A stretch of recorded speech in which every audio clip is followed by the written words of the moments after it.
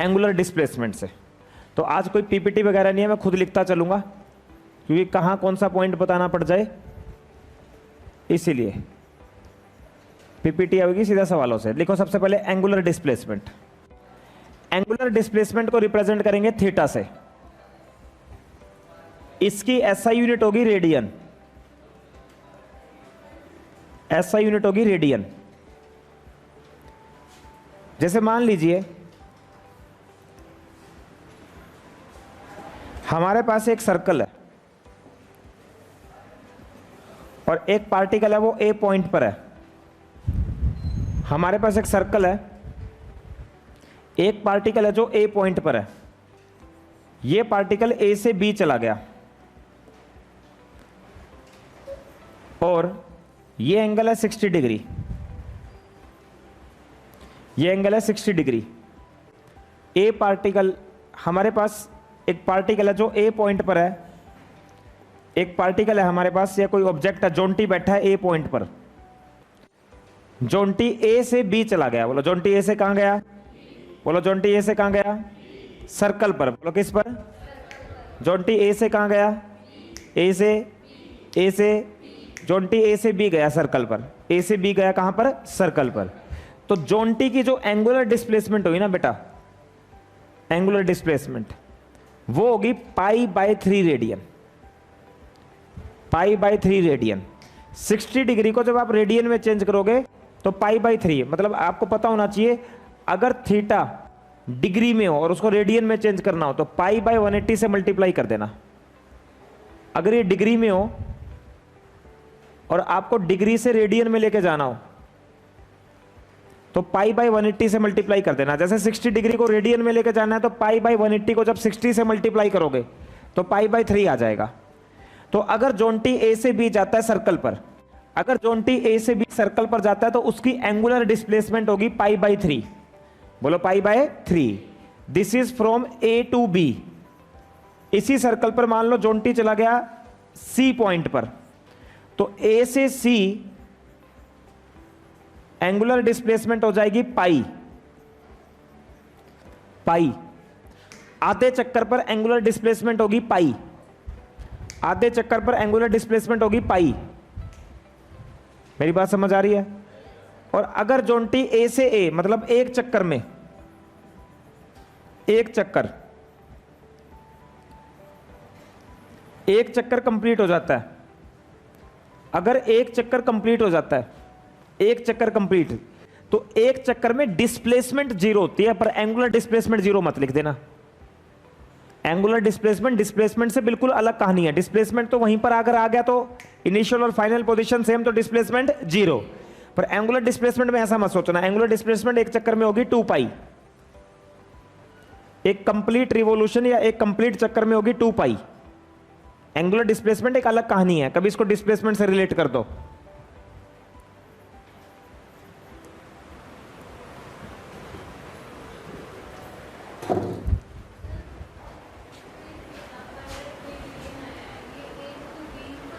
हाँ, ए से बी,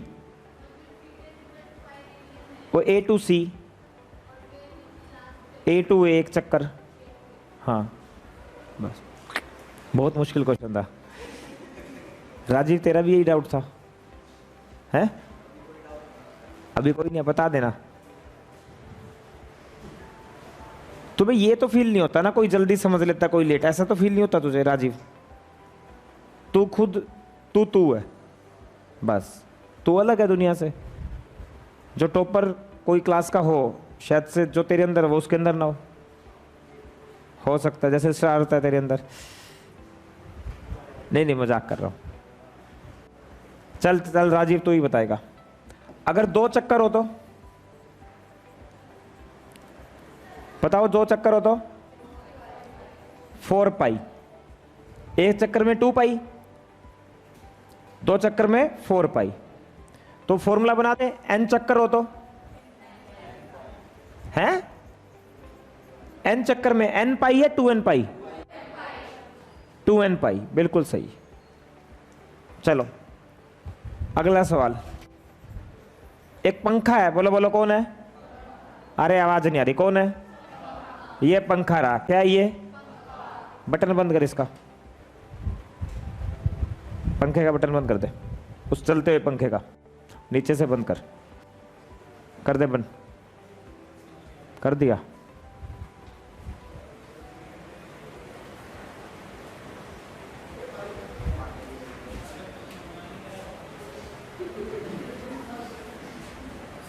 मैं झूठा बहुत हूं, ध्यान से सुनना।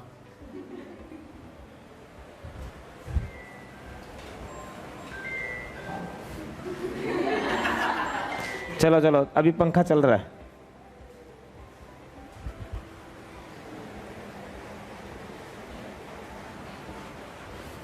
रुक गया। 62.5 चक्कर कंप्लीट कर रहे हैं।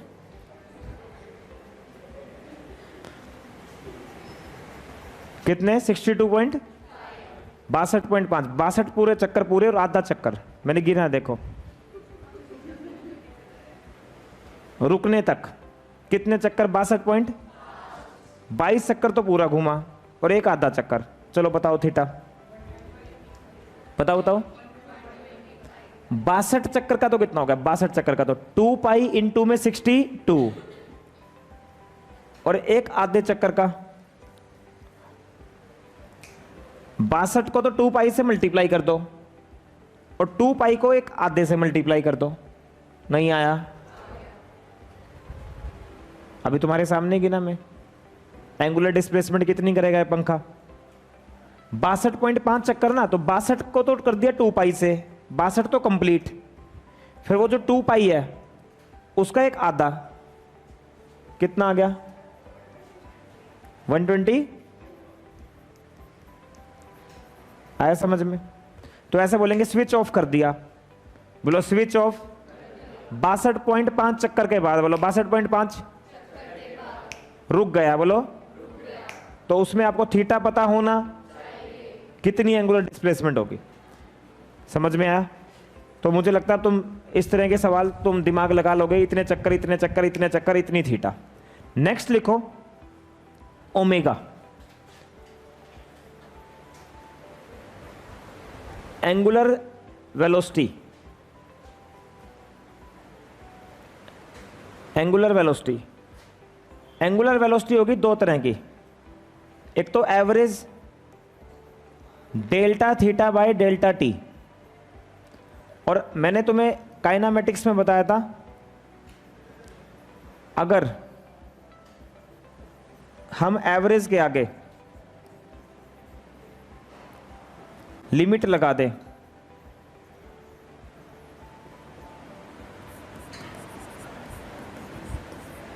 तो वो इंस्टेंटेनियस हो जाता है। इंस्टेंटेनियस का मतलब है डिफरेंशिएशन। इंस्टेंटेनियस का मतलब है डिफरेंशिएशन। इंस्टेंटेनियस का मतलब है डिफरेंशिएशन। ये वेक्टर है, रेडियन पर सेकंड इसकी यूनिट होगी। राइट हैंड थंब रूल से निकालेंगे।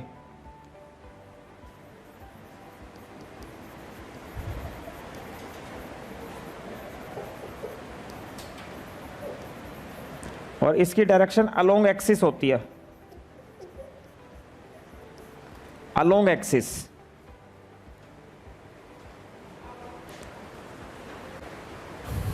Along axis.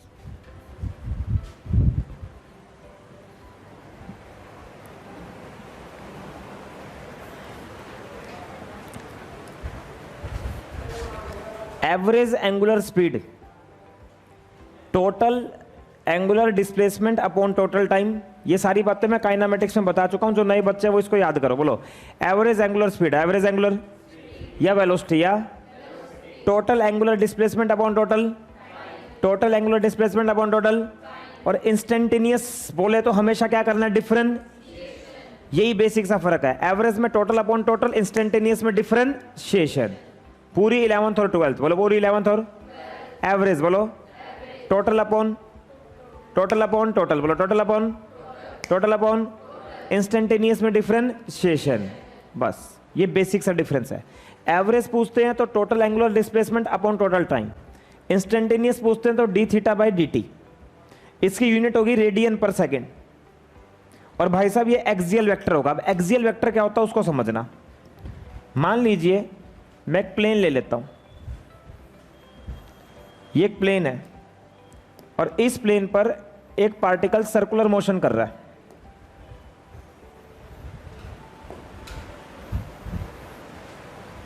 एक पार्टिकल इस प्लेन पर सर्कुलर मोशन कर रहा है। ऐसे टेबल समझो, टेबल, मेरी तरफ देखो सारे, टेबल है, इस टेबल पर एक पार्टिकल ऐसे घूम रहा है,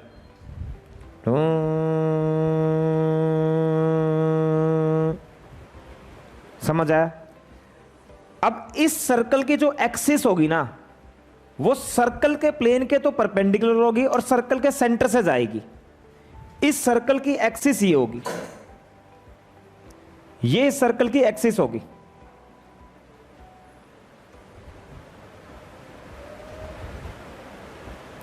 ये सर्कल की एक्सिस होगी। देखो ये एक्सिस कहां से जा रही है? सर्कल के, सर्कल के और प्लेन के परपेंडिकुलर, इसको एक्सिस बोलेंगे, axis, axis of circle, perpendicular to plane and passing through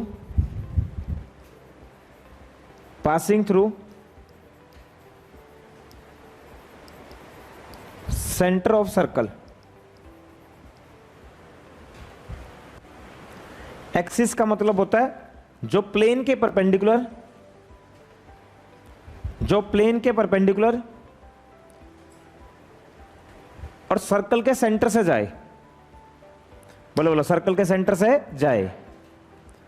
अब सुनो ध्यान से, अब अपने राइट हैंड की फिंगर्स को जिस डायरेक्शन में पार्टिकल घूम रहा है उस डायरेक्शन में कर्ल कर दो, कर्ल, और थंब देखो कहां आएगा। जिस डायरेक्शन में पार्टिकल घूम रहा है उस डायरेक्शन में अपने राइट हैंड की फिंगर को कर्ल कर दो।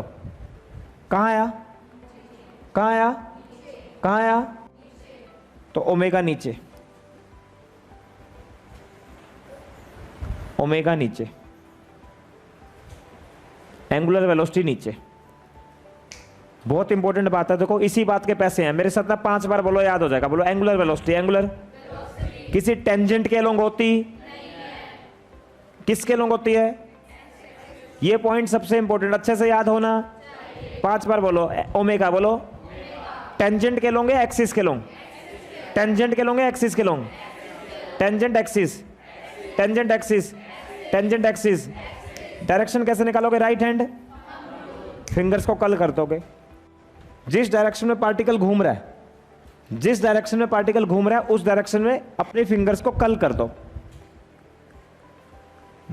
Then thumb will provide you the direction of angular velocity. Done है? जल्दी से बताओ ओमेगा कहां होगा?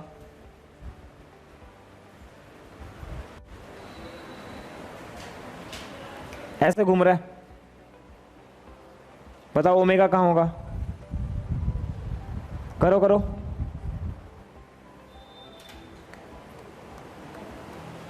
देखो ऐसे घूम रहा है।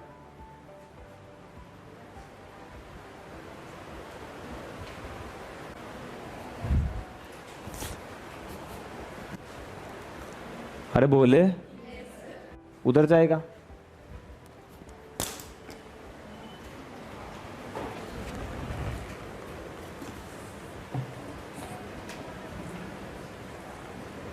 कितना गंदा हूं मैं, गंदी हरकत कर रहा था।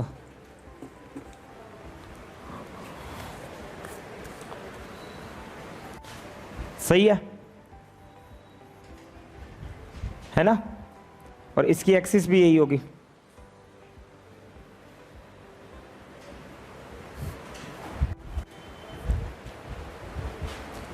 ऐसा लग रहा है काइनामेटिक्स पढ़ रहे हैं। आज तुम्हें पूरा लेक्चर कई देर तक तो लगेगा काइनामेटिक्स पढ़ रहे हैं।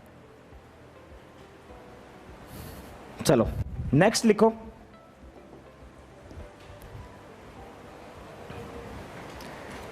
नेक्स्ट छोटी छोटी बातें लिखो। टाइम पीरियड,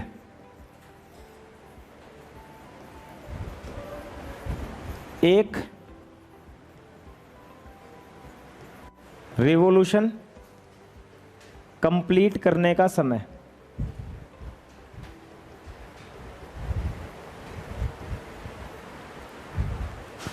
कैपिटल टी से इसको रिप्रेजेंट करेंगे। एक चक्कर कंप्लीट होने में, एक चक्कर कंप्लीट होने में, एक चक्कर कंप्लीट होने में, एक चक्कर कंप्लीट होने में जो समय लगेगा, एक चक्कर कंप्लीट होने में जो समय लगेगा उसे टाइम पीरियड कहेंगे।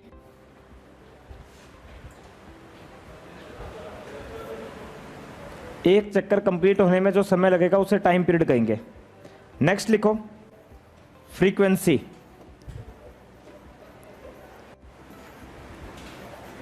फ्रीक्वेंसी को एफ से या न्यू से, that is reciprocal of time period. Unit होगी इसकी हर्ट्ज या per second. Reciprocal of time period, reciprocal of time period,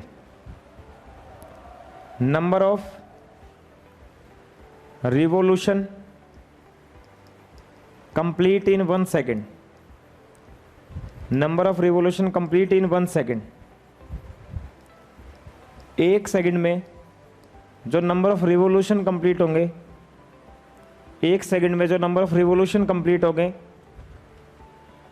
उसे ही हम फ्रीक्वेंसी कहेंगे। एक सेकंड में जो नंबर ऑफ रिवॉल्यूशन कंप्लीट होंगे बेटा उसी को हम फ्रीक्वेंसी कहेंगे। देखो इसको एक उदाहरण से समझो। पहले तो गणित वाला दिमाग लगाना, फिर फॉर्मूला लगाना। सभी बच्चे बोर्ड पर देखना। पहले तो गणित वाला दिमाग लगाना सारे।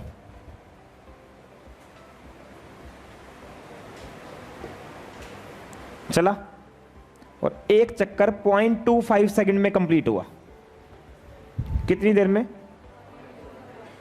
तो एक चक्कर 0.25 सेकंड में कवर हुआ, तो एक सेकंड में कितने चक्कर होंगे? दिमाग लगाओ यार। 0.25 सेकंड में एक चक्कर, तो एक सेकंड में कितने चक्कर? 4। 0.25 में, अगले 0.25 में भी, अगले 0.25 में भी, अगले 0.25 में भी, तो कितने सेकंड हो गए? एक चक्कर कितने? तो फ्रीक्वेंसी 4 आ गई। अब डायरेक्ट फॉर्मूला ही लगा लेते हैं। इधर देखो, 1/0.25, 25/100, 100/25, 4। समझ आ गया? अब गणित लगाने की जरूरत, डायरेक्ट फॉर्मूला याद होना, reciprocal of time period, frequency. अब ऐसा गणित क्यों लगाएं हम? इतनी देर में एक चक्कर, तो एक सेकंड में इतने चक्कर। क्यों? डायरेक्ट याद करो। अरे समझ आया? आया नहीं आया? आ गया?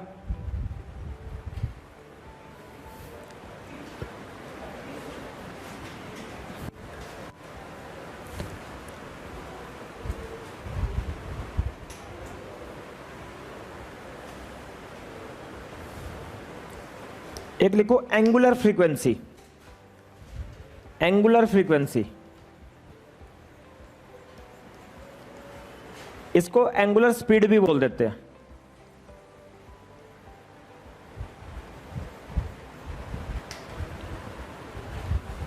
एंगुलर फ्रीक्वेंसी को ओमेगा से रिप्रेजेंट करते हैं, इसको एंगुलर स्पीड भी बोल देते हैं। तुमने एक काम करो, गड़बड़ हो जाएगी। आप ना पॉइंट बनाते हो, चलो इसको बनाओ पॉइंट नंबर 1, ये सबसे बेस्ट तरीका रहेगा। इसको बनाओ पॉइंट नंबर 2, इसको बनाओ पॉइंट नंबर 3, इसको बनाओ पॉइंट नंबर 4, इसको बना लो पॉइंट नंबर 5। पॉइंट से ये हो जाएगा दिमाग में, कुछ चीज बीच में मिस ना होगी हो। जैसे बाद में रिवाइज करोगे ना, तो कोई चीज मिस ना हो, तो पॉइंट्स बना लिए हमने, ताकि कोई फॉर्मूला ना हम भूले। चलो देखो, अभी एवरेज कैसे निकालते थे, याद है? एंगुलर स्पीड के लिए याद है? देखते रहना बोर्ड पर, एवरेज ऐसे निकालते थे। मान लीजिए एक पार्टिकल, बोलो बोलो, एन चक्कर, बोलो, कंप्लीट करता है। कितने चक्कर? तो डिस्प्लेसमेंट कितनी हो जाएगी? सही है। और एन चक्कर कंप्लीट करने में जो उसे समय लगेगा वो लगेगा एन इंटू टी, क्योंकि एक चक्कर कंप्लीट करने का जो समय होता है वो होता है टाइम पीरियड। तो कितने चक्कर कंप्लीट करे? तो टोटल टाइम कितना? N into T. नहीं आया? मैं क्या बोल रहा हूं, मेरी बात समझ आई? कितने चक्कर कंप्लीट करे? तो टोटल एंगुलर डिस्प्लेसमेंट कितनी? 2n। एक चक्कर का समय तो n चक्कर का, n ने n को, तो ओमेगा क्या आ गया? 2 पाई बाय, ये फॉर्मूला याद होना। रेसिप्रोकल ऑफ टाइम पीरियड क्या होगा? फ्रीक्वेंसी। अब ये इतना इंपॉर्टेंट फॉर्मूला आ गया, बहुत न्यूमेरिकल्स में लगेगा डायरेक्ट।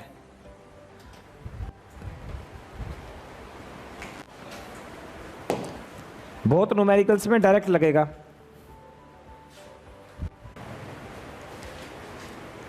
क्या सारा ही खराब हो गया है? लास्ट का हुआ है भाई, भी इसका पूरा ध्यान रखो। मैं फिर बार रिकॉर्ड नहीं करूंगा लेक्चर। मैं एक बार जो पढ़ा गया।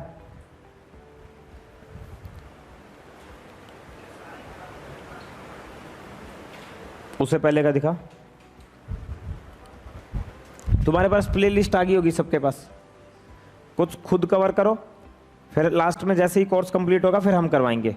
अभी बीच में जैसे दिवाली ब्रेक देंगे हम बच्चों को, तो उन 7 दिन में आपका वीसेट से मैं यहाँ पर बुला के पिछले सारे चैप्टर सुबह से शाम तक धीरे धीरे जल्दी कंप्लीट करवाऊंगा। समझ गए ना? तो ऐसे तुम्हारा सिलेबस बैक का जब भी जैसे टाइम लगा वीसेट टेक्नोलॉजी से पूरा पिछला कवर हो जाएगा अच्छे से। ठीक है, उसके बाद फिर हम लास्ट मोमेंट पे देखेंगे, क्योंकि जिन बच्चों को आना है मोस्ट प्रॉब्ली वो सब आ चुके हैं। अब 1-2 कोई आएगा तो ठीक है। मेन क्या होता है, रिजल्ट के बाद जो काउंसलिंग होती है, काउंसलिंग के बाद ही बच्चे आते हैं।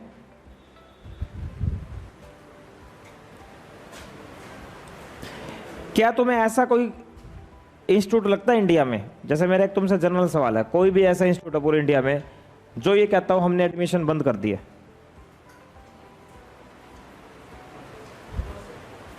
जो ये कहता हो कि भाई, जैसे मैं ये कह दूं भाई मैं एडमिशन नहीं ले रहा, अब शायद से तो नहीं होगा ऐसा कोई। जैसे मान लो मेरे पास 100 बच्चे हैं 12th में और मैं कह दूं मेरा एडमिशन बंद, कैसा हो सकता है? कोई कभी भी नहीं हो सकता ऐसा।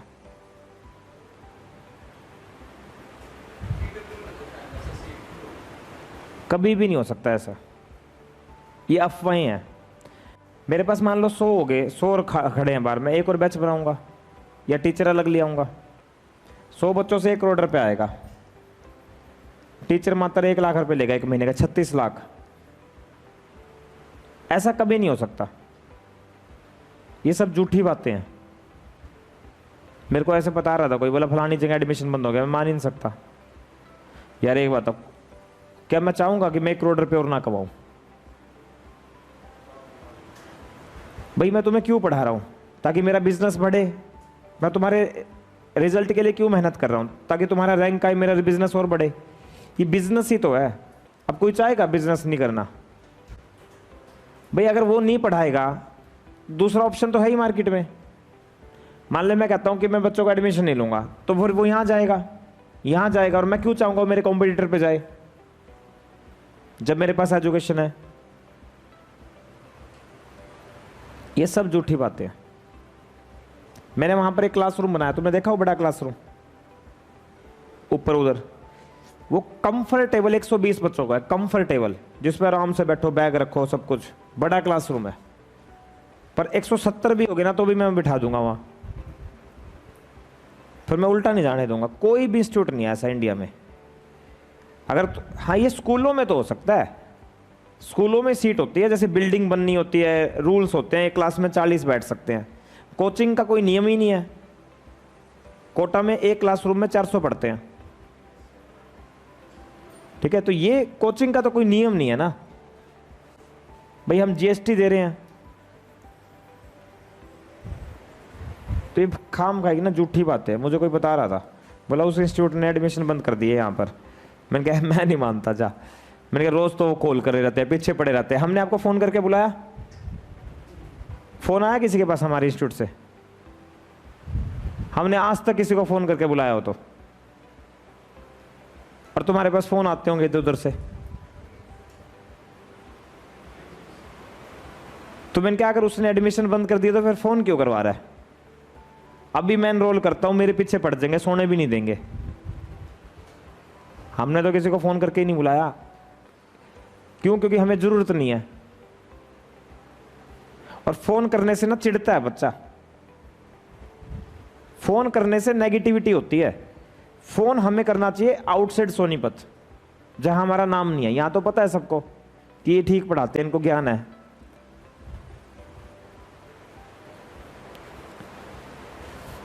देखो, एक्सियल वेक्टर होगा, एंगुलर एक्सेलरेशन, बोलो एंगुलर। ये पता है कब आता है? या तो ओमेगा बढ़ता है या ओमेगा घटता है। तो अल्फा होगा नॉट इक्वल टू 0। पर अगर ओमेगा कांस्टेंट हो गया तो भाई साहब अल्फा 0 हो जाएगा, अल्फा 0 हो जाएगा। इसको एक उदाहरण से समझते हैं।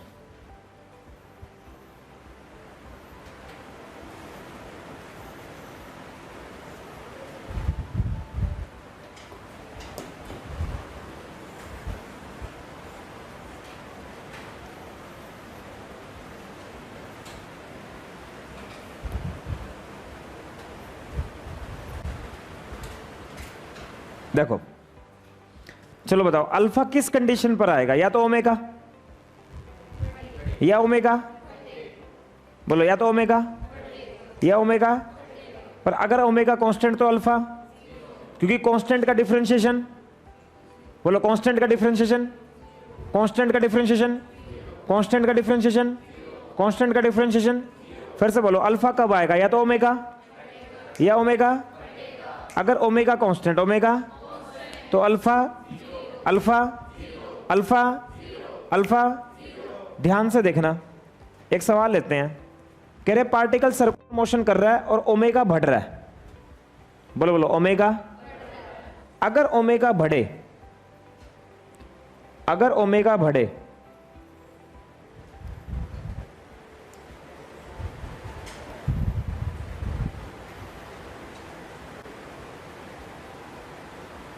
अगर ओमेगा बढ़े, अगर ओमेगा बढ़े तो ऐसे केस में ओमेगा की और अल्फा की डायरेक्शन सेम होगी और अल्फा भी एक्सियल वेक्टर है। अगर ओमेगा इंक्रीज हो तो इट मींस एक्सेलरेशन, वेलोसिटी और एक्सेलरेशन की डायरेक्शन सेम होती थी काइनेमेटिक्स में। सेम वही कंसेप्ट लगाना है। और अल्फा भी एक्सियल वेक्टर है। पर अगर ओमेगा घटे, बोलो बोलो ओमेगा, तो ओमेगा की तो डायरेक्शन वैसे ही निकालोगे आप, जो रूल है। पर अल्फा इसका क्या हो जाएगा?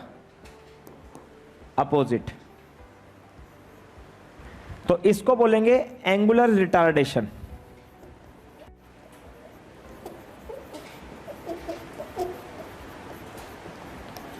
और इसको बोलेंगे एंगुलर एक्सेलरेशन।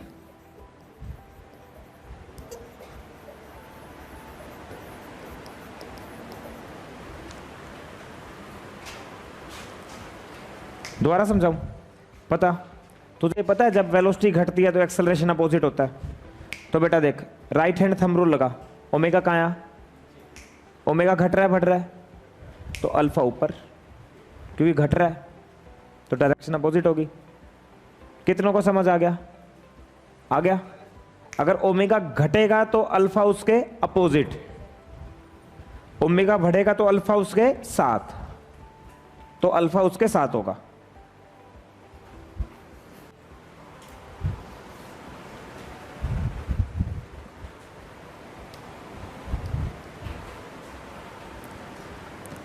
अब मान लेते हैं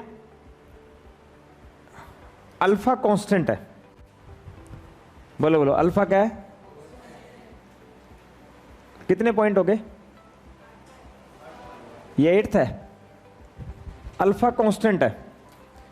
अल्फा का फॉर्मूला क्या है अभी? D omega by d T. अगर अल्फा कांस्टेंट है तो आपसे पूछेंगे, देखो, और अल्फा पॉजिटिव है, क्या है अल्फा? तो एंगुलर स्पीड बढ़ेगी घटेगी? और अगर अल्फा नेगेटिव है तो घटेगी। सेम वही कंसेप्ट रहने हैं। मतलब ऐसी सिचुएशन में अल्फा नेगेटिव माना जाएगा और ऐसी सिचुएशन में अल्फा को पॉजिटिव लिया जाएगा। अगर वो स्पीड बढ़ा रहा है तो उसको पॉजिटिव लो, अगर वो स्पीड घटा रहा है तो उसे नेगेटिव लो।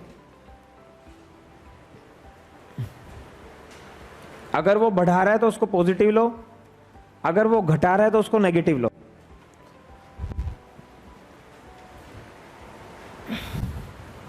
ठीक है, चलो अल्फा कांस्टेंट मान लेते हैं। तो डी ओमेगा बताओ क्या आ गया? मान लेते हैं समय शून्य पर इनिशियल एंगुलर स्पीड है ओमेगा नॉट, समय टी पर फाइनल एंगुलर स्पीड है ओमेगा। तो जल्दी से डी ओमेगा का इंटीग्रेशन बताओ। ओमेगा, उधर से अल्फा कॉमन लो, डी टी का क्या हो गया? टी। तो पहले अपर लिमिट फिर लोअर लिमिट, अल्फा टी। कब लगाओगे ये इक्वेशन जल्दी से बताओ सारे बच्चे? जब अल्फा क्या हो? कांस्टेंट। अगर अल्फा कांस्टेंट है, अगर अल्फा कांस्टेंट है, अगर अल्फा कांस्टेंट है, अगर अल्फा कांस्टेंट है तो ये फॉर्मूला लगाएंगे। अगर अल्फा कांस्टेंट है तो ये फॉर्मूला लगाएंगे अल्फा कांस्टेंट पे। 9th लिखो। अल्फा को अभी भी कांस्टेंट ही मानना है। ओमेगा क्या आया था थोड़ी देर पहले? डी थीटा बाय, तो डी थीटा लिखो, ओमेगा डी टी थोड़ी देर पहले आया था। इस ओमेगा को यहां पुट करो बेटा, बताओ डी थीटा क्या आ जाएगा? ओहो, डी टी आएगा ना, डी टी। ये मैं इतना तेज क्यों करवा रहा हूं? समझदार हो ना? कहां करवा चुका हूं? काइनामेटिक्स, इसलिए मैं थोड़ा तेज करवा रहा हूं। ओमेगा की वैल्यू वहां पुट कर दो, और स्कूल के डेरिवेशन होते थे, ये तुम्हें याद है। तो 0 से थीटा, 0 से टी, डी थीटा का कितना आ गया बेटा? थीटा। सभी बच्चे देखो, मैं सीधा लिख रहा हूं, सीधा इधर देख लो एक बार। Omega not d t, d t का क्या हो जाएगा? T. Alpha t d t, t का होगा टी स्क्वेयर बाय 2। डायरेक्ट लिख दिया मैंने। S is equal to u t plus half a t square. S is equal to u t plus half a t square. S की जगह कौन आ गया? Theta. U की जगह omega naught T. Half a T की square की जगह half alpha T square. तीसरी सीधा लिख दूं? तीसरी सीधा लिखने से पहले थोड़ा सा बता ही देता हूं, क्योंकि तीसरी पे क्वेश्चन भी आ सकता है। तीसरी में टाइम एलिमिनेट करना होता है, तो एक फॉर्मूला आपको याद होना चाहिए, ग्राफ में भी बताया था। तुम्हारी इससे पहले क्या हुआ था अभी? किसका किसका? कौन से चैप्टर का? Chemical bonding. शुरू से था बात बीच में से? अच्छा अच्छा, कितनी देर का हो गया? सारा समझ आ गया? और कितनी देर का रह गया? फिर तो 3 दिन और लगेंगे। तो ये हफ्ता तुम केमिकल बॉन्डिंग करोगे ना। मेरा तुम्हारा सारा हो गया, लॉज ऑफ मोशन और फ्रिक्शन के करने हैं ना मुझे तैयार। हो तो गया मेरा सारा। काइनामेटिक्स पूरा हो गया, relative velocity, motion in a plane हो गया, ग्राफ, फ्री फॉल। अपना ना नोट करते चलना। ये वन शॉट थोड़ा सा ना मैं अभिषेक सर को कहूँगा 1-2 महीने बाद, फिर क्लासेस को थोड़ा कम करें वो, फिर बैक डायरेक्शन में रिवीजन जरूरी है 2-3 महीने बाद।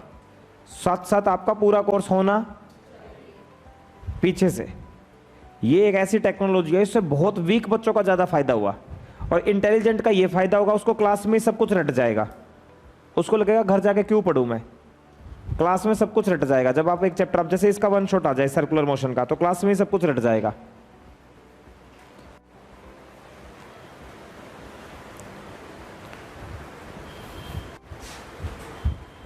थर्ड लिखो, थर्ड नहीं, 10th लिखो।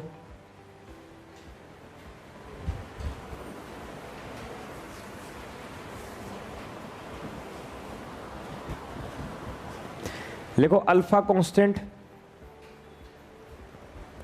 लिखो alpha is equal to d omega by d t. D theta से मल्टीप्लाई करो, डी थीटा से डिवाइड करो, डी थीटा से मल्टीप्लाई करो, डी थीटा से डिवाइड करो, ओमेगा डी डब्ल्यू, डी थीटा इधर ले आओ। समझ के टाइम को एलिमिनेट करना है। ओमेगा नॉट से ओमेगा, 0 से थीटा, डी थीटा का theta, omega square by 2, omega square minus omega not का whole square by 2, and omega square minus omega not का whole square is equal to 2 alpha theta. ये आ गया।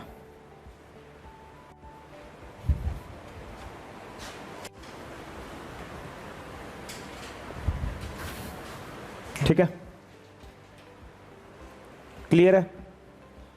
Heading डालो, next लिखो, 11th point लिखो, relation between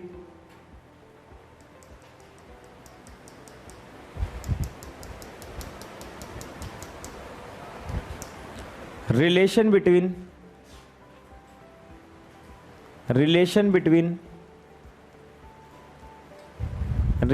between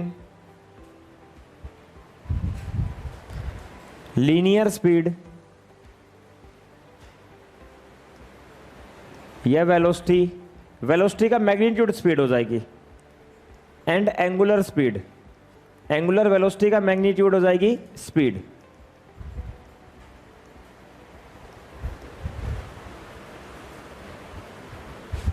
देखो अब सबसे इंपॉर्टेंट बात समझो पहले। वो इंपॉर्टेंट बात क्या है? अगर कोई पार्टिकल सर्कुलर मोशन करता है, कोई पार्टिकल सर्कुलर मोशन करता है, मान लीजिए वो एंटी क्लॉकवाइज डायरेक्शन में घूम रहा है पार्टिकल, कौन सी डायरेक्शन में घूम रहा है? तो किसी भी पॉइंट पर जो वेलोसिटी होगी ना, वो टेंजेंट के लॉन्ग होगी। किसके लॉन्ग? इधर देखना सारे, यहां वेलोसिटी निकालनी है तो टेंजेंट के लॉन्ग।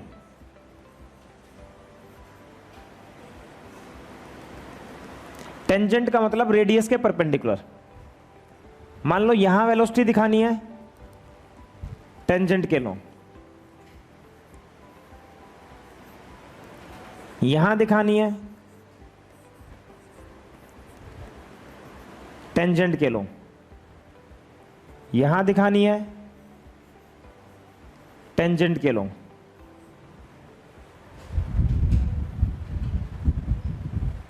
मेरा एक सवाल है आपसे, क्या कभी ऐसा हो सकता है ये वेलोसिटी इसके बराबर हो जाए? मान लो यहां स्पीड 20 है, कितनी है? और यहां भी 20, यहां भी, क्या ये इसके बराबर हो सकता है? क्योंकि इन दो की कभी डायरेक्शन सेम हो सकती, और वेलोसिटी जब आपके दिमाग में आए तो आपके कान खड़े हो जाने। आप सिर्फ मैग्नीट्यूड को सोचते हैं, पर हमें किसको भी साथ में ध्यान रखना है? डायरेक्शन।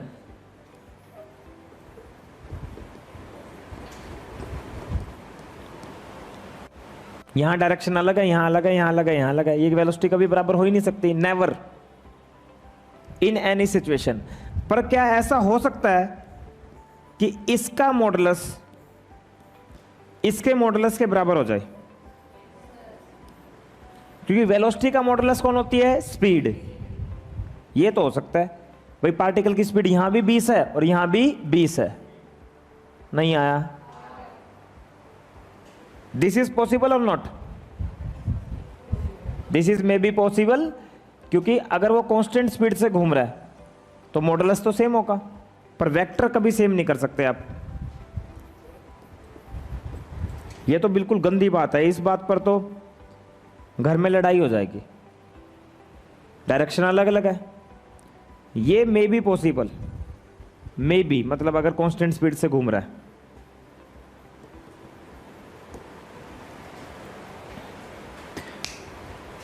तो मुझे ये बताओ जल्दी से, लीनियर वेलोसिटी सर्कुलर मोशन में किसके अलोंग होगी? Along tangent, along tangent. चलो रिलेशन निकालते हैं।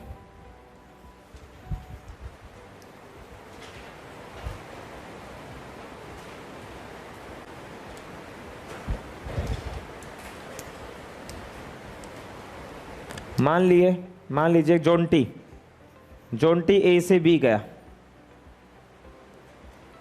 जोंटी ए से बी गया। मान लीजिए जोंटी ए से बी गया।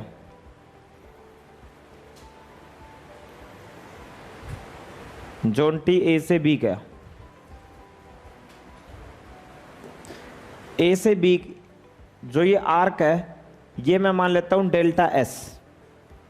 ए से बी जो उसने सेंटर पर एंगल बनाया वो बनाया डेल्टा थीटा। सर्कल की रेडियस में आर मान लेता हूं। ए से बी जो आर्क है वो आर्क मैंने मान लिया डेल्टा एस, आर्क मान लिया डेल्टा एस, आर्क मान लिया मैंने डेल्टा एस। ए से बी एंगल है डेल्टा थीटा, रेडियस आर। चलो बताओ एंगल किसके इक्वल होता है? फॉर्मूला बताओ। आर्क अपॉन एंगल कितना? Delta theta. आर्क कितना बेटा? Delta s upon r. लिखो साथ साथ।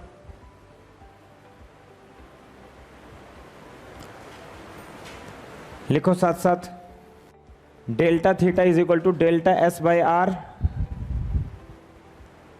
Delta s by r.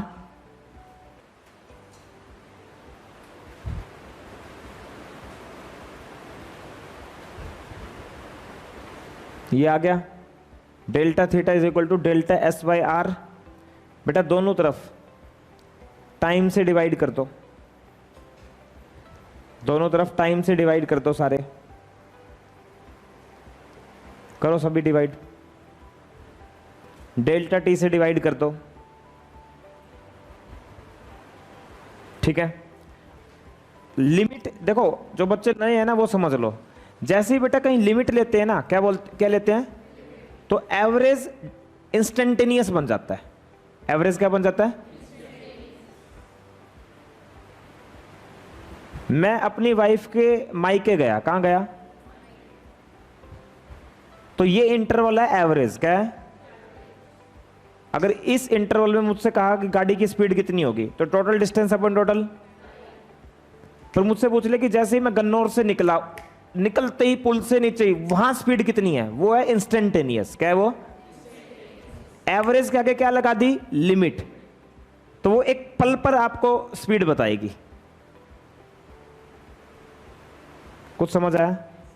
ये पहले मैं बता चुका हूं, इसके बारे में कितनी एक्सप्लेनेशन दी मैंने आपको। बेसिक मैथमेटिक्स भी, जितने बच्चे ना दिवाली ब्रेक में सारा सिलेबस कवर अप करवाऊंगा मैं तुम्हारा पिछला फिजिक्स का, ठीक है। आज हमारा पूरा डिस्कशन हो चुका है। हम तुम्हारी एक प्रोफेशनल नीट की टेस्ट सीरीज और स्टार्ट करेंगे। आज हमने ये भी डिसीजन लिया है, बड़े लेवल पर तुम्हारी एक अलग से टेस्ट सीरीज भी हम स्टार्ट करेंगे। मोस्ट प्रोबेबली काम अभिषेक सर और निशांत सर के पास है, क्योंकि मेरे से इतने काम नहीं होते, क्योंकि मैं और भी बहुत काम देखता हूँ। पर तुम्हारी एक अलग लेवल पर टेस्ट सीरीज पर वो स्टार्ट करने का फायदा तब है जब सभी का सारा सिलेबस कंप्लीट हो। तो जितना भी तुम्हारा पेंडिंग है हम कोशिश करेंगे 30 अक्टूबर तक वो सारा कंप्लीट हो जाए। जैसे ही 8-9 ब्रेक आएंगे उसमें हम उसको कंप्लीट करवाएंगे, ठीक है। और तुम सिंसियर हो तो क्लास में किसी अटेंडेंट की भी जरूरत नहीं पड़ेगी ज़्यादा। जैसे 11th-12th की अफरा तफरी करते हैं। टेक्नोलॉजी आपको पता लग गया ना क्या है? जैसे ये सारा रिकॉर्ड हो रहा है हमारा, इस टेक्नोलॉजी के माध्यम से हम एक एक चीज़ आपकी पूरी पिछले से कवर करवा देंगे और ऑफलाइन वाला काम हो जाएगा, ठीक है। और 30 अक्टूबर ही तक, क्योंकि आप लेट हो गए ना, अगर मैं ये सोचूंगा लास्ट में करवा दूं तो ये बहुत नुकसान होगा। लास्ट में तो करवाऊंगा ही, वो तो अलग बात है, पर उसका नुकसान है। फिर तुम्हें लगेगा दूसरे तुमसे अच्छा स्कोर कर रहे हैं, तुम क्यों नहीं कर रहे, क्योंकि तुम्हारा सिलेबस नहीं हो रखा।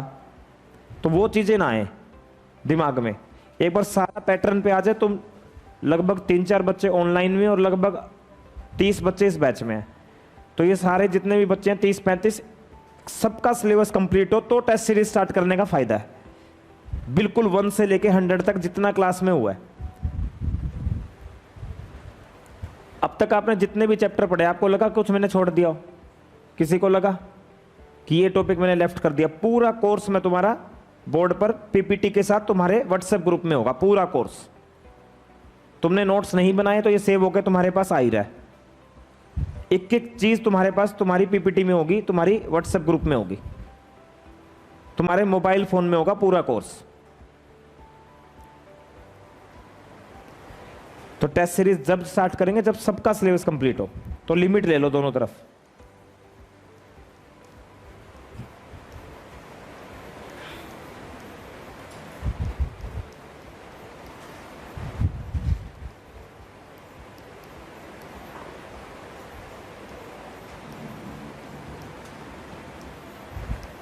तो ये d theta by d t हो गया।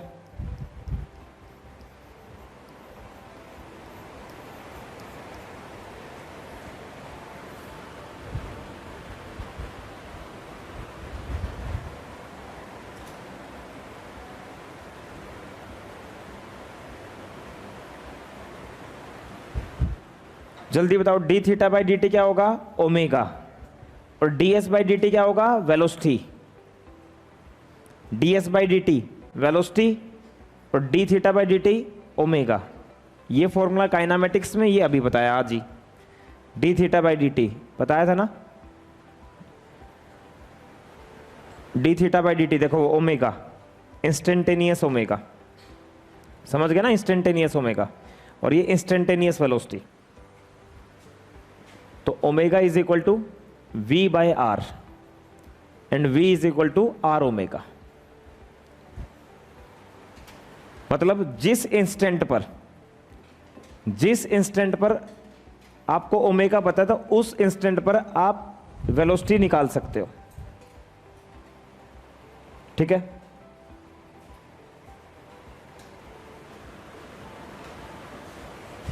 अब थोड़ा ना ध्यान से समझना मैं क्या बोलूंगा, बोर्ड पर देखना, जबरदस्त बात है, ध्यान से देखना। मान लो जोंटी यहां पर है और जोंटी की यहां पर वेलोसिटी है v। ये हो गया रेडियस वेक्टर। रेडियस वेक्टर हमेशा ओरिजिन से बाहर की तरफ होता है। ओमेगा कहां होगा? ओमेगा पता ना? ओमेगा, ओमेगा बताओ, करो अपनी फिंगर को कल।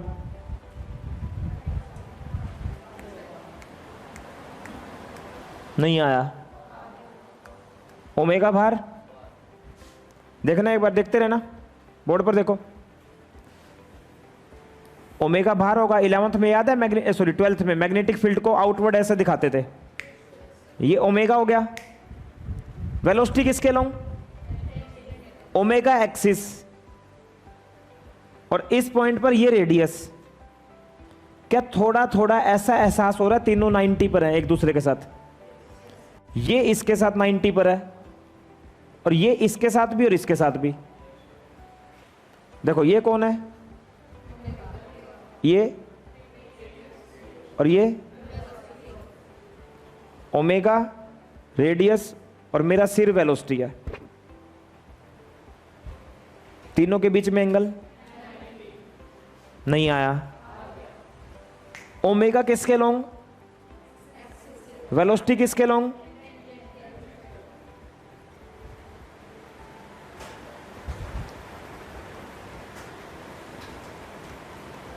तो जब आप इसको वेक्टर में लिखोगे, वेलोसिटी तो वेक्टर है ना, तो इसको वेक्टर में ऐसे लिखा जाएगा, आर क्रॉस ओमेगा, और वेलोसिटी आर के भी परपेंडिकुलर होगी और ओमेगा के भी परपेंडिकुलर होगी। ये बहुत इंपॉर्टेंट बात है, इस पे सवाल आ सकता है नीट के पेपर पे, इस बात पर। ये बहुत इंपॉर्टेंट बात है। अगर आप इसको वेक्टर में लिखोगे तो r cross omega, omega cross r नहीं, r cross omega, r cross omega, r cross omega, r cross omega, r cross omega, r cross omega. कुछ समझ आया? V is equal to r. जिस इंस्टेंट पर omega है आपको पता, उस इंस्टेंट पर आप V निकाल लोगे। V कौन सी स्पीड है? लीनियर। कौन सी? मॉडुलस के साथ लिखोगे तो स्पीड है, वेक्टर के साथ लिखोगे तो वेलोसिटी है। वेलोसिटी स्पीड कई बार ऐसे थोड़ा बहुत चेंज चलेगा, इसमें कंफ्यूजन नहीं आना चाहिए। पर जब वेक्टर में लिखोगे तो आर क्रॉस ओमेगा। और मैंने बताया था क्रॉस प्रोडक्ट का मतलब क्या होता है, इसी को फिजिक्स बोलते थे। जब आर क्रॉस ओमेगा करोगे तो वी आर के भी परपेंडिकुलर, ओमेगा के भी परपेंडिकुलर। ओमेगा किसके लॉन्ग है? एक्सिस। वी किसके लॉन्ग है? टेंजेंट। टेंजेंट रेडियस के क्या होता है? परपेंडिकुलर। अरे समझ आया नहीं आया? चलो बहुत बढ़िया। अब लिखो uniform circular motion. Uniform circular motion किसे कहते हैं? कहीं भी एक शब्द लिखा मिल जाए, यूनिफॉर्म सर्कुलर मोशन, तो बेटा यूनिफॉर्म सर्कुलर मोशन कहते हैं जब ओमेगा कांस्टेंट हो जाए। और ओमेगा कांस्टेंट होगा तो D omega by d T zero हो जाएगा, तो अल्फा जीरो हो जाएगा।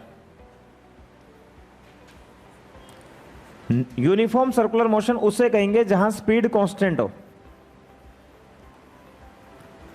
पर वेलोसिटी वेरिएबल रहेगी।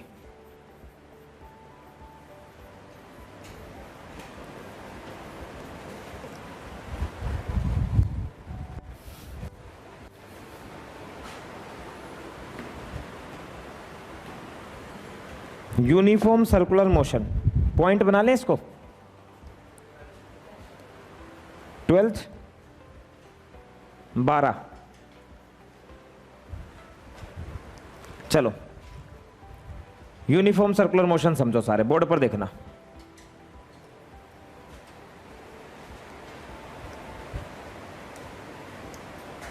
देखो बेटा यूनिफॉर्म सर्कुलर मोशन, मेरे हाथ को देखना, ये यूनिफॉर्म सर्कुलर मोशन है।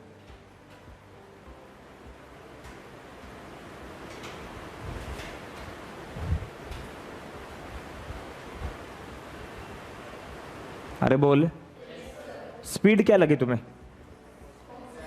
स्पीड, स्पीड, क्योंकि स्पीड में हमें कभी भी डायरेक्शन देखनी होती, पर वेलोसिटी चाह के भी कांस्टेंट नहीं हो सकती। वेलोसिटी सर्कुलर मोशन में आंटी जी कभी भी कांस्टेंट नहीं हो सकती। जाओ कह देना अंकल को, क्योंकि आंटी जी सर्कुलर मोशन है तो डायरेक्शन तो चेंज होगी, वेलोसिटी वेक्टर है। ठीक है प्रांजल, आप क्या करना, जो बाइडेन को फेसबुक पे जाके मैसेज कर देना, कह दे अगर तेरे में दम हो तो सुपर पावर समझता हो तो तू वेलोसिटी को कांस्टेंट करवा के दिखा दे सर्कुलर मोशन में, जितने पैसे कहेगा मैं तुझे दे दूंगी, कर देना। क्यों नहीं हो सकती वेलोसिटी कांस्टेंट? सर्कुलर मोशन में तो डेफिनेटली डायरेक्शन बदलनी है, किसी की औकात नहीं है। पीछे जोंटी कह रहा था पिट के गया था पिट के तो गया, तो कैसे हो जाएगी वेलोसिटी कांस्टेंट? हो ही नहीं सकती। क्यों नहीं हो सकती है? डायरेक्शन की वजह से, क्योंकि वेलोसिटी तो टेंजेंट के लॉन्ग होगी। पर ओमेगा कांस्टेंट क्यों हो सकता है? क्योंकि ओमेगा किसके लॉन्ग होता है? एक्सिस। तो अगर डायरेक्शन एक्सिस के लॉन्ग ही है, यहां भी है एक्सिस के लॉन्ग, यहां है एक्सिस के लॉन्ग, ओमेगा तो यहीं रहेगा। बस सो स्वीट। इसलिए ओमेगा, हालांकि ओमेगा भी वेक्टर है, पर भाई साहब उसकी डायरेक्शन एक्सिस के लॉन्ग ही रहेगी। नहीं आया? पर स्पीड कांस्टेंट हो सकती है। जैसे यहां स्पीड 20 तो यहां भी 20, यहां भी। पर जब इस 20 को लिखोगे तो 20 जे कैप, 20 माइनस 20 आई कैप। वेक्टर में लिखोगे तो फिर डायरेक्शन चेंज। नहीं आया? अब तुम एक बात बताओ, अल्फा क्या है? अल्फा, अल्फा जीरो क्यों? क्योंकि ओमेगा कांस्टेंट है और अल्फा होता है डी ओमेगा बाय और कांस्टेंट का डिफरेंशिएशन 0।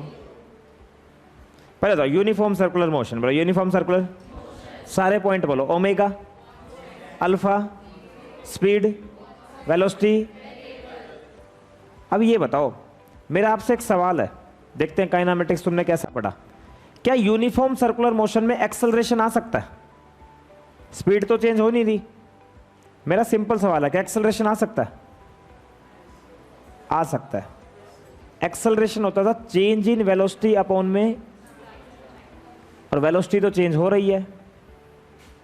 एक्सेलरेशन स्पीड के चेंज पर डिपेंड करता, किसके चेंज पर डिपेंड करता है? और मैंने तुम्हें बताया था कि वेलोसिटी के चेंज होने के 3 तरीके थे, या तो डायरेक्शन चेंज हो रही हो मैग्नीट्यूड कांस्टेंट, या मैग्नीट्यूड चेंज हो रहा हो डायरेक्शन कांस्टेंट, या दोनों चेंज हो रहे हो। अरे भूल गए? अगर कोई वेक्टर क्वांटिटी और आपको कहते हैं वेक्टर क्वांटिटी कांस्टेंट है, क्या है? तो कान खड़े हो जाने, पागल थोड़ी हो, मैग्नीट्यूड बता रहा है, डायरेक्शन भी बता। पागल कुत्ते ने काट रखा है, वेक्टर है, समझदार लोग हैं हम। ऐसे ही थोड़ी हम ड्रॉप कर रहे हैं, कुछ अच्छा करने के लिए जीवन में ड्रॉप कर रहे हैं, और ड्रॉप करके भी अगर हम नहीं पढ़ रहे तो हमें ही काला कुत्ता कहा जाएगा थोड़े दिनों में। मैं 3 दिन से पढ़ा ही नहीं, जोंटी पढ़ा तो 3 दिन से पढ़ रहा है, लाइव नहीं पढ़ रहा। कसम से गाली निकलने वाली थी मुंह से। ओए जल्दी बताओ, मेरा सवाल फिर से, क्या एक्सेलरेशन आएगा? क्या एक्सेलरेशन आएगा? क्यों आएगा? वेलोसिटी, अच्छा स्पीड तो कांस्टेंट है ना। मुझे ना ये पॉइंट बहुत अच्छा लगता है, अब ये याद होना। देखो ये पहले पेज पे लिखा हुआ है, मतलब इनिशियल वेलोसिटी भी v है और फाइनल भी, पर डायरेक्शन के चेंज होने के कारण जब थीटा एंगल से वो चेंज होती थी तो चेंज इन वेलोसिटी का मॉडुलस क्या होता था? नहीं आया। ये पहली बार या बार बार? ये कई बार यूज हुआ था काइनेमेटिक्स में। ठीक है, चलो कोई नहीं, अभी जो नए स्टूडेंट्स हैं ना उनको थोड़ी सी दिक्कत आ सकती है, पर कोई टेंशन वाली बात नहीं है। एक फॉर्मूला होगा, बस वो रटना है, आगे वो आपको समझ में आ जाएगा जब बैक डोर पर हम जाएंगे। अब सुनो, कौन चेंज हो रही है? तो एक्सेलरेशन तो आएगा, एक्सेलरेशन तो जब स्पीड कांस्टेंट हो ना, ओमेगा कांस्टेंट हो और वेलोसिटी चेंज हो रही है, तो एक्सेलरेशन तो ऐसी सिचुएशन में उस एक्सेलरेशन का नाम होता है सेंट्रीपिटल एक्सेलरेशन। तो लिखो, कौन कितने पॉइंट हो गए? अब 13th लिखो, एक्सप्रेशन ऑफ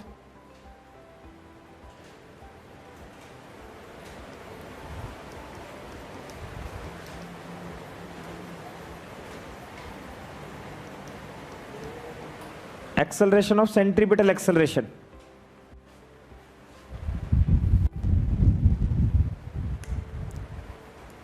अब ये स्कूल स्काल के तरीके से नहीं करवाना मुझे कुछ भी, और ना बिल्कुल कंपटीशन के तरीके से कराना, बस ऐसे कराना न्यूमेरिकल बनने। एक पार्टिकल ए से बी गया, ए पर वेलोसिटी है v1, वेलोसिटी की तो डायरेक्शन चेंज होगी ना। बी पर वेलोसिटी है v2,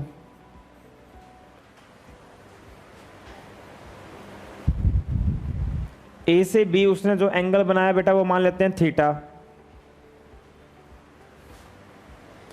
मोशन मान लेते हैं यूनिफॉर्म सर्कुलर मोशन। अगर यूनिफॉर्म सर्कुलर मोशन है तो वेलोसिटी तो वेरिएबल होगी, पर स्पीड क्या होगी? मतलब इनका मॉडुलस तो बराबर होगा, स्पीड कांस्टेंट होगी। जोंटी, पीछे एक बच्चे ने बताया इसको भी v1 वेक्टर लिख दिया और इसको भी v1 वेक्टर लिख दिया, तो क्या मारे हमने उसको? बोरी ढक्के। क्यों? क्योंकि यहाँ डायरेक्शन अलग है, यहाँ डायरेक्शन अलग है, तो वेक्टर कैसे दोनों क्या लगा देंगे, इसलिए यहाँ v1 वेक्टर लगाया और यहाँ ये अलग वेक्टर है और ये, पर दोनों के मॉडुलस क्या है? क्योंकि हमने मोशन कैसी मानी है? Uniform circular motion, speed constant है। ईमानदारी से बोलो, जो पढ़ा रहा हूं समझ आ रहा है? नहीं आ रहा। कौन सी मोशन है? Uniform circular. तो स्पीड क्या होगी? स्पीड क्या होगी? स्पीड क्या होगी? पर वेलोसिटी भी कांस्टेंट होगी। क्यों नहीं होगी? यहां डायरेक्शन अलग है, यहां अलग है। बिल्कुल ध्यान से, कभी यहां पॉइंट पे फंसे और फंसे तो फिर ऐसे फंसे तो पूरा चैप्टर फंस जाओगे। यही दो एक्सप्रेशन तो है जिनसे सवाल आना है, बस वो दो एक्सप्रेशन आने वाले हैं। अब ईमानदारी से बोलो, यहां तक समझ आया? तो बताओ, वेलोसिटी के चेंज होने के कारण जो एक्सेलरेशन आएगी,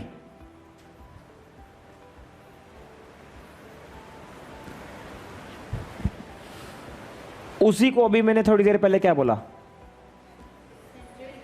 सेंट्रीपिटल। किसके चेंज होने के कारण आ रही है? वेलोसिटी।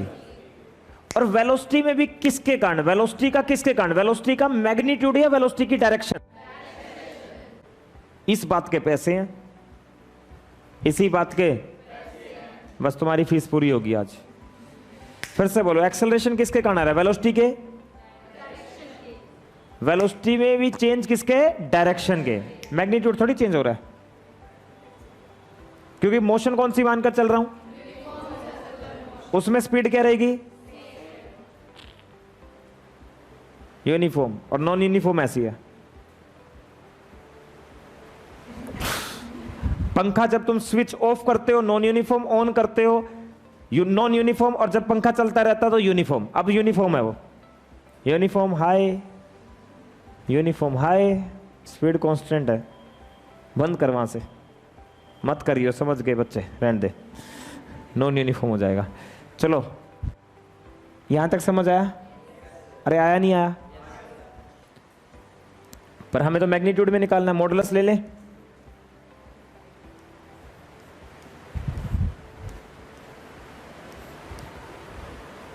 ठीक है, मैग्नीट्यूड निकालोगे तो मॉडुलस लोगे। इधर देखना अब सारे, ये V1 और ये V2, बेटा इनके बीच में एंगल थीटा होगा। एक गणित की प्रॉपर्टी है, ये गणित की प्रॉपर्टी है, गणित की। देखो सुनो, एक बार बोर्ड पर देखना, इस लाइन के बीच में और इस लाइन के बीच में एंगल बोलो। तो ये वाली इस पे परपेंडिकुलर, ये वाली इस पे परपेंडिकुलर। तो रूल कहता है कि अगर दो लाइंस के बीच में एंगल थीटा है ना, और उन दोनों लाइंस पर तुम दो परपेंडिकुलर डाल दो, तो मैथ्स की प्रॉपर्टी है उनके बीच में भी थीटा होगा। फिर से बोलो, दो लाइंस के बीच में, ये इस पे क्या है? ये इस पे, तो इनके बीच में भी, और इन दोनों का मैग्नीट्यूड क्या है? तो जब दोनों का मैग्नीट्यूड सेम होता है तो सब्ट्रैक्शन ऑफ वेक्टर से इसका फॉर्मूला क्या आता था? याद करो, 2v sin theta by 2 upon में टाइम।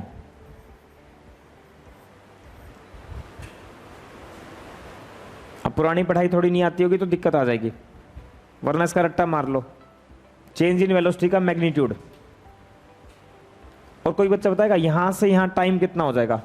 पहले ये आर्क बताओ सारे बच्चे। आर्क, आर्क हो जाएगा थीटा आर। अगर रेडियस आर है तो एंगल होता है आर्क अपॉन रेडियस, और आर्क हो जाएगा angle into radius. Arc length, ये आर्क लेंथ हो जाएगी angle into radius, angle into radius, angle into angle into. तो मैं टाइम लिख रहा हूं, मैं टाइम लिख रहा हूं ए से बी तक का। स्पीड कांस्टेंट है ना, स्पीड कांस्टेंट है ना, स्पीड कांस्टेंट, स्पीड कांस्टेंट है। तो देखो मैं टाइम क्या लिख रहा हूं, सभी बच्चे बोर्ड पर देखो। टाइम, टाइम होगा, टाइम होगा डिस्टेंस अपॉन स्पीड। डिस्टेंस कितना? Theta r. स्पीड कितनी? v। टाइम होगा distance upon speed, distance upon speed. Speed तो कांस्टेंट है। नहीं आया? यह है समझ में? ए से बी डिस्टेंस कितना? थीटा, थीटा, थीटा, थीटा, और स्पीड कितनी? v। स्पीड कितनी? v। स्पीड कितनी? v। स्पीड कितनी? कांस्टेंट है, इसलिए लगा दिया। हाँ जी, 2v square by theta r sine theta by 2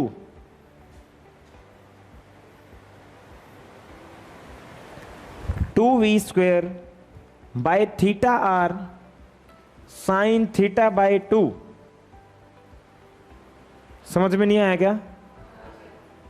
अब सुनो, अब मैथ्स का एक रूल और लगेगा। अगर थीटा वेरी स्मॉल हो जाए, बोलो थीटा वेरी स्मॉल, तो ऐसे केस में साइन थीटा को मेरे प्यारे बच्चों थीटा लिख दिया जाता है। तो ऐसे केस में साइन थीटा बाई 2 को थीटा बाई 2 लिख दिया जाएगा। साइन थीटा बाई 2 को थीटा बाई 2 लिख दिया जाएगा। तो इसको थीटा बाई 2 लिखो अगर एंगल बहुत स्मॉल है तो। कितना आ गया फाइनली बताओ?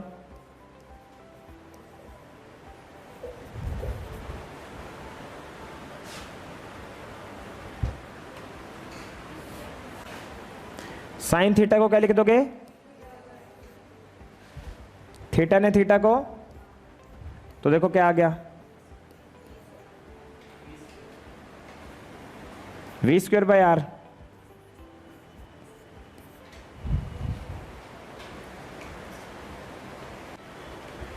v² bye are. गड़बड़ होगी क्या? परफेक्ट मेथड है। This is competitive approach. आदि कॉम्पिटिटिव आदि बोर्ड, दोनों का मिक्सचर। ना तो मैंने बोर्ड के तरीके से कराया ना कंपटीशन के तरीके से कराया। बस मुझे v² बाय आर याद करवाना था, तो मैंने एक तरीका लगा दिया जो पहले से आपको पता है कि वेलोसिटी के डायरेक्शन के चेंज होने के कारण जो मॉडुलस होता है वो होता है 2v साइन थीटा बाय 2। ये कितनी बार यूज हुआ तुमने भी देखा होगा। अरे समझ नहीं आया? अब देखना, आप एक थोड़ी सी और फील ले लो, फिर मामला खत्म, और फिर मैं स्टैचू कर दूंगा इस पर, और फिर आगे कल पढ़ेंगे। मैं यहां स्टैचू कर दूंगा, थोड़ी सी फील क्या लेनी है। एक्सेलरेशन की डायरेक्शन v2 वेक्टर और v1 वेक्टर से आएगी है v2 और माइनस v1 से। v2 और रिलेटिव वेलोसिटी पढ़ा है, तो v2 और माइनस v1 से। देखना v2 तो ऐसे है और v1 ऊपर है, तो माइनस v1 कहां होगा? तो इसका और इसका रिजल्टेंट कहीं यहां होगा। बोले तो सुनो, इसका और इसका रिजल्टेंट कहीं यहां होगा। तो ऐसा नहीं लग रहा है जो ये एक्सेलरेशन की डायरेक्शन है डेट इज टुवर्ड्स सेंटर। नहीं आया? ये बात दिमाग में गई। अब ये उसके दिमाग में जाएगी जिसको क्या आता है relative velocity. Don't take tension, 30 अक्टूबर तक मेरी अप्रोच है, फिजिक्स का सिलेबस पूरा करवाऊंगा तुम्हें। ठीक है, थोड़ा दिवाली ब्रेक आने दो, 8-9 दिन का ब्रेक मिलेगा, तो सबको मैं पिछला सुबह से शाम तक यहाँ पर धड़ाधड़ पिछला सारा कंप्लीट। अभी थोड़ी दिक्कत आएगी तो पिछले वाले की वजह से दिक्कत आएगी, और थोड़ा बहुत 11-12 में पढ़ रखा है तो आनी नहीं चाहिए। तो ये कौन सा एक्सेलरेशन है?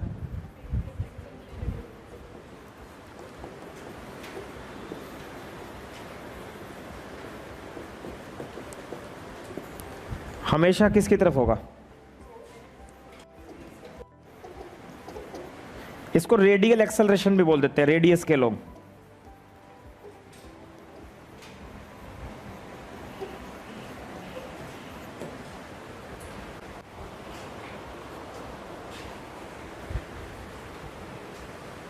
इसको रेडियस के अलोंग भी बोल देते हैं, अलोंग रेडियस। ठीक है बेटा, अब सेंट्रीपिटल एक्सेलरेशन का फाइनली फॉर्मूला याद करो, v² बाय आर। फॉर्मूला याद कर लो, और v होता है आर ओमेगा, अभी अभी निकाला था, तो एक फॉर्मूला और आ गया, r² omega square by r, r omega square, r omega square, r omega square,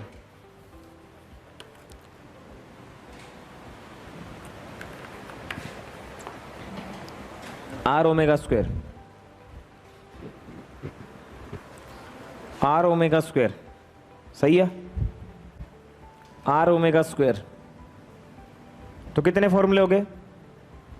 दो, एक तो v square by a r, last point होगा स्टैचू करेंगे, सोच समझ के बोलना, गलत बोलते ही थप्पड़ आएगा मुंह पे, कभी नहीं होगा ऐसा, थप्पड़ कभी नहीं आया यहां पर, बेकार की बात बोल रहा हूं। लास्ट पॉइंट, अभी कौन सी मोशन थी?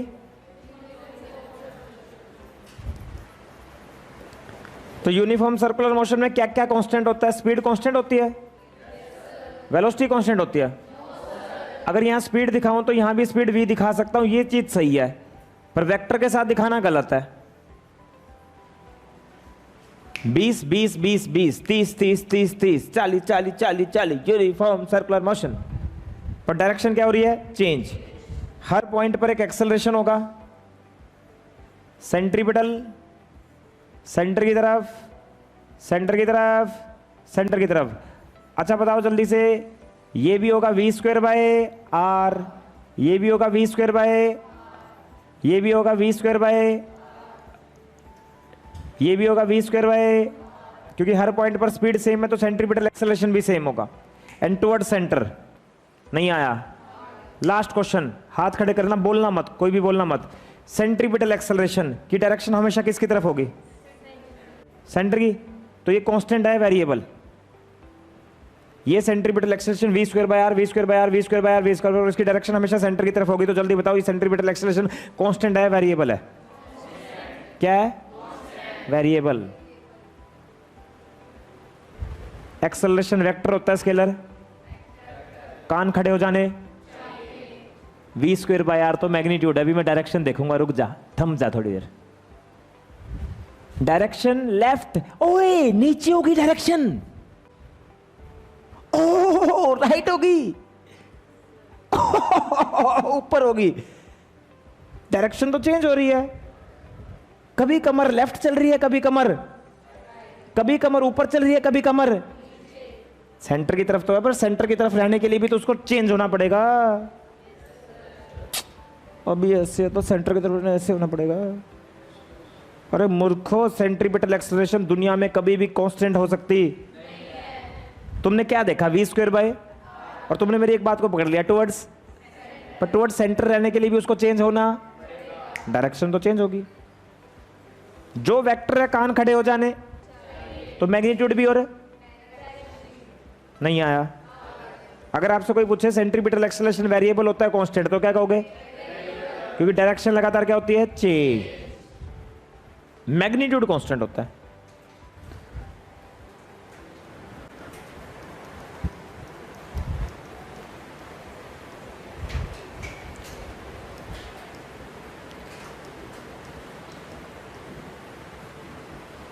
ठीक है, एंड टुवर्ड सेंटर। और एक बात और, इसी एक्सेलरेशन की वजह से डायरेक्शन चेंज हो रही है। This acceleration is only responsible for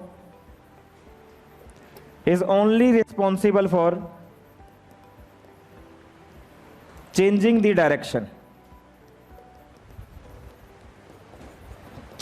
direction, यह एक्सेलरेशन सिर्फ डायरेक्शन चेंज कर रही है। देख लो, मैंने तुम्हें 6 घंटे जितना सिर्फ 1 घंटे में पढ़ा दिया, 1 घंटे 10 मिनट में। 11th में 5-6 घंटे में पढ़ाता हूं ये चीज। This acceleration is only responsible for changing the, not increase और डिक्रीज स्पीड, नॉट इंक्रीज, ये स्पीड को नहीं बढ़ा रहा ना घटा रहा। क्या कर रहे हो बेटा आप? फिर क्यों आए हो? अच्छा, डायरेक्शन चेंज कर रहे हो। कल इसको अच्छे से एक्सप्लेन करूंगा, इस पर टाइम लगाऊंगा कल मैं अच्छे से। नॉट इंक्रीज और डिक्रीज दी स्पीड, इस पॉइंट पर मैं कल टाइम लगाऊंगा, इस चीज को ज्यादा टेंशन नहीं लेनी। हाँ जी, ना ना ये उसी में रखो। कैसी छोटी छोटी बातें पूछते हो आप?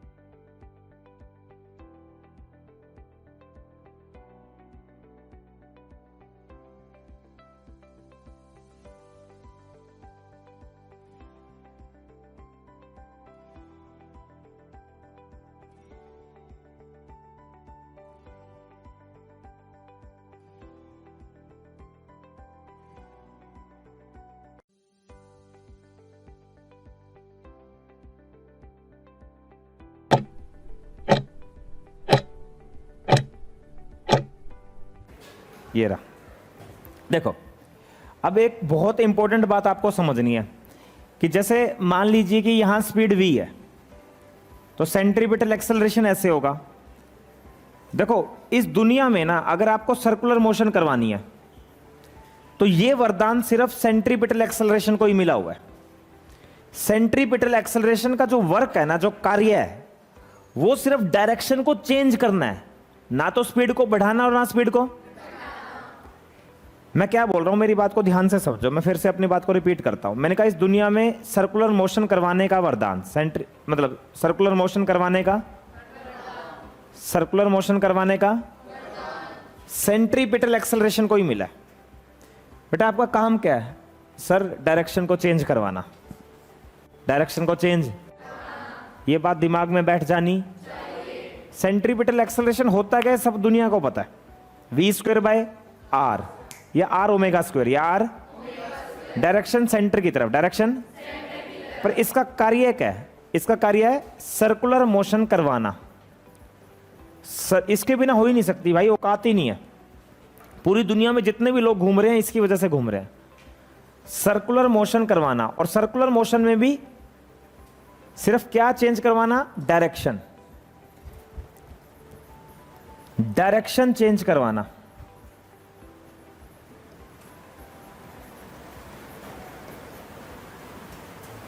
डायरेक्शन चेंज करवाना मतलब without centripetal acceleration circular motion is not possible. अच्छा, ये सेंट्रीपिटल एक्सेलरेशन अलग अलग जगह, अलग अलग सिचुएशंस में अलग अलग फोर्सेस प्रोवाइड करेंगे। जैसे ब्रह्मा भगवान ने कभी बोल दिया तथास्तु ए इलेक्ट्रोस्टैटिक फोर्स जाओ, इलेक्ट्रॉन जो घूमता है पता होगा, ग्रेविटेशनल फोर्स की वजह से धरती घूमती है। तो ये सेंट्रीपिटल फोर्स के रूप में अलग अलग फोर्स आएंगे, वो अभी थोड़ी देर बाद बताऊंगा डायनामिक्स में। पर अभी बस इसके बारे में इतना जानने की कोशिश करो। बेटे जा, तू चाहे तेरे पापा को बुला ला, तू स्पीड नहीं बढ़ा सकता, जा, तेरी औकात ही नहीं है।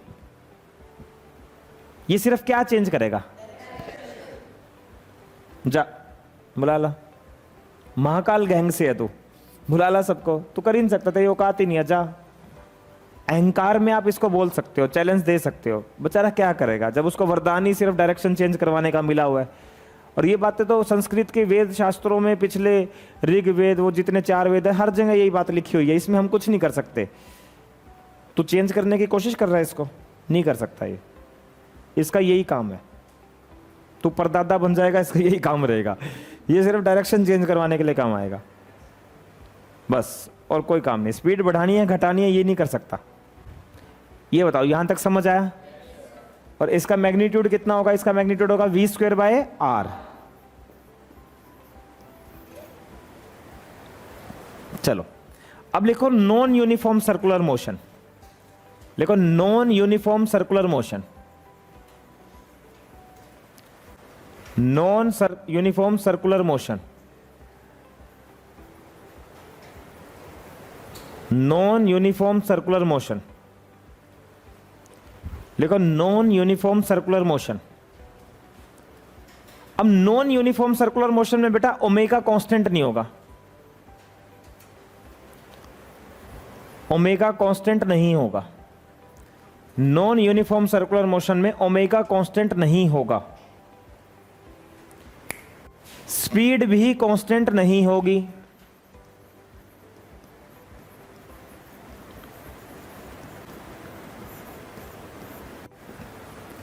स्पीड भी कांस्टेंट नहीं होगी, ओमेगा भी कांस्टेंट नहीं होगा, स्पीड भी कांस्टेंट नहीं होगी, ना ओमेगा कांस्टेंट होगा ना स्पीड कांस्टेंट होगी नॉन यूनिफॉर्म सर्कुलर मोशन में।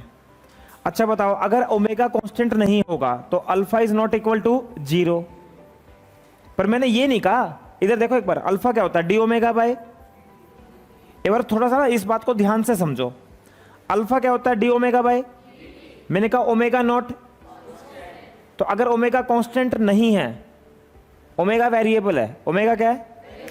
मतलब omega is a function of time. Omega is a function of, अगर ओमेगा टाइम का फंक्शन है तो ओमेगा का डिफरेंशिएशन अल्फा है। तो पर मैं ये नहीं कह रहा कि अल्फा कांस्टेंट है, मैं कह रहा हूं अल्फा नॉन जीरो है। मैंने अल्फा कांस्टेंट बोला?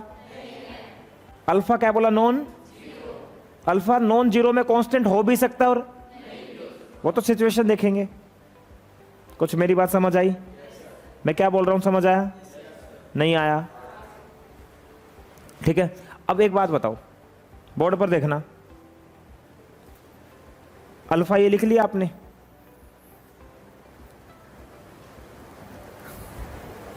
हाँ, ये क्या आता है, v is equal to r omega. जिस इंस्टेंट पर ओमेगा आपको पता है, उस इंस्टेंट पर आपको v पता है। अब तुम जल्दी से बताओ, ये जो स्पीड थी यूनिफॉर्म सर्कुलर मोशन में, ये स्पीड कांस्टेंट थी। क्यों कांस्टेंट थी? क्योंकि ओमेगा क्या था, तो इसका मतलब वेलोसिटी तो वेरिएबल थी यूनिफॉर्म सर्कुलर मोशन में, पर मॉडुलस तो कांस्टेंट था ना। अगर ओमेगा कांस्टेंट, रेडियस तो वैसे ही कांस्टेंट होगी सर्कुलर मोशन में, तो स्पीड भी कांस्टेंट थी यूनिफॉर्म सर्कुलर मोशन में। But now omega is not, omega is, नहीं आया, ओमेगा वेरिएबल तो स्पीड भी, तो इसने लिखा speed is not constant, speed is variable. तो अगर स्पीड वेरिएबल है तो इसका डिफरेंशिएशन कर दें, दोनों तरफ डिफरेंशिएशन कर दो।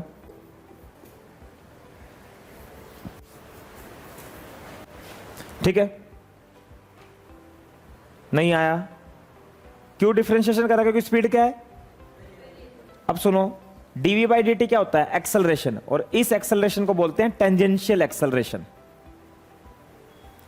और डी ओमेगा बाई dt हो गया alpha,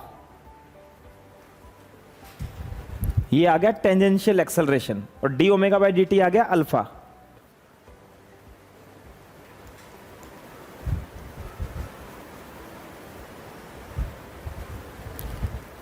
tangential acceleration, tangential acceleration, यही तो वो एक्सेलरेशन है जिसकी वजह से स्पीड बढ़ेगी, या ये स्पीड को या तो बढ़ाएगा या, और पिछले वाला क्या कर रहा था, वो डायरेक्शन चेंज कर रहा था। ये भाई साहब देखो, क्योंकि ये स्पीड के चेंज के रेट पर डिपेंड है, और वो सिर्फ डायरेक्शन के चेंज होने के कारण आ रहा था। इस एक्सेलरेशन को टेंजेंशियल एक्सेलरेशन कहेंगे। It is responsible for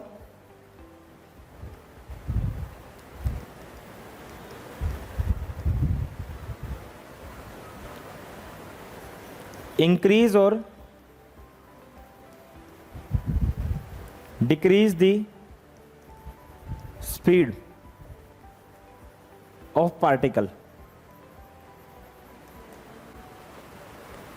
It is responsible for increase or decrease the speed of particle. Chemical bonding कितने दिन का रह गया तुम्हारा? 3।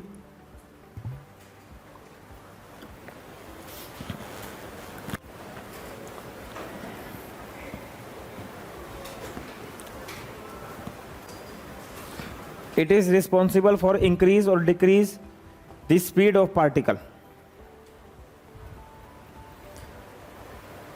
सही है। It is responsible for increase or decrease the speed of particle. अब इसके देखो फॉर्मूले कितने हो गए, ये भी थोड़ा ध्यान रखना। देखो फॉर्मूले कितने हो गए, एक ही देखो, एक बार बोर्ड पर देखो ना, पहले बोर्ड पर, सभी का ध्यान बोर्ड पर। आर अल्फा या dv बाई dt या R D omega by dt, सब एक ही है।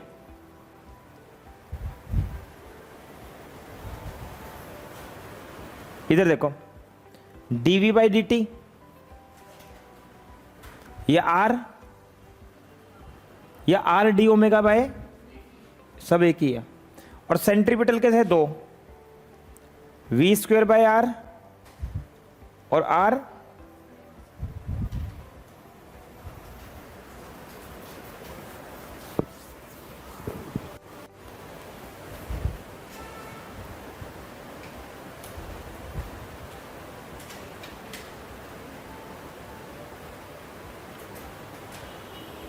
देखो।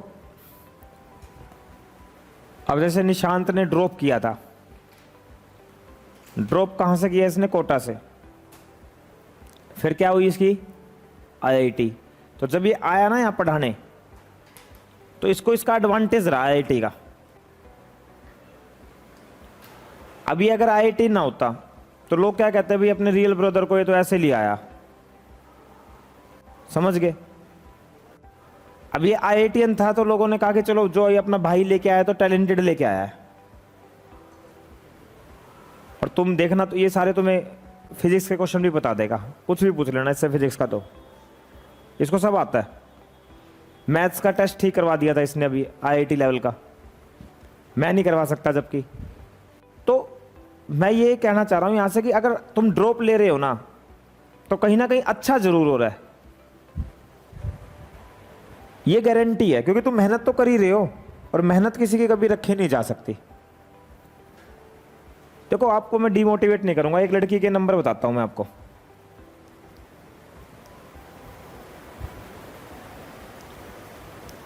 बिल्कुल एग्जैक्ट पिछले साल ड्रॉप लेने के बाद फिर ड्रॉप करा उसने,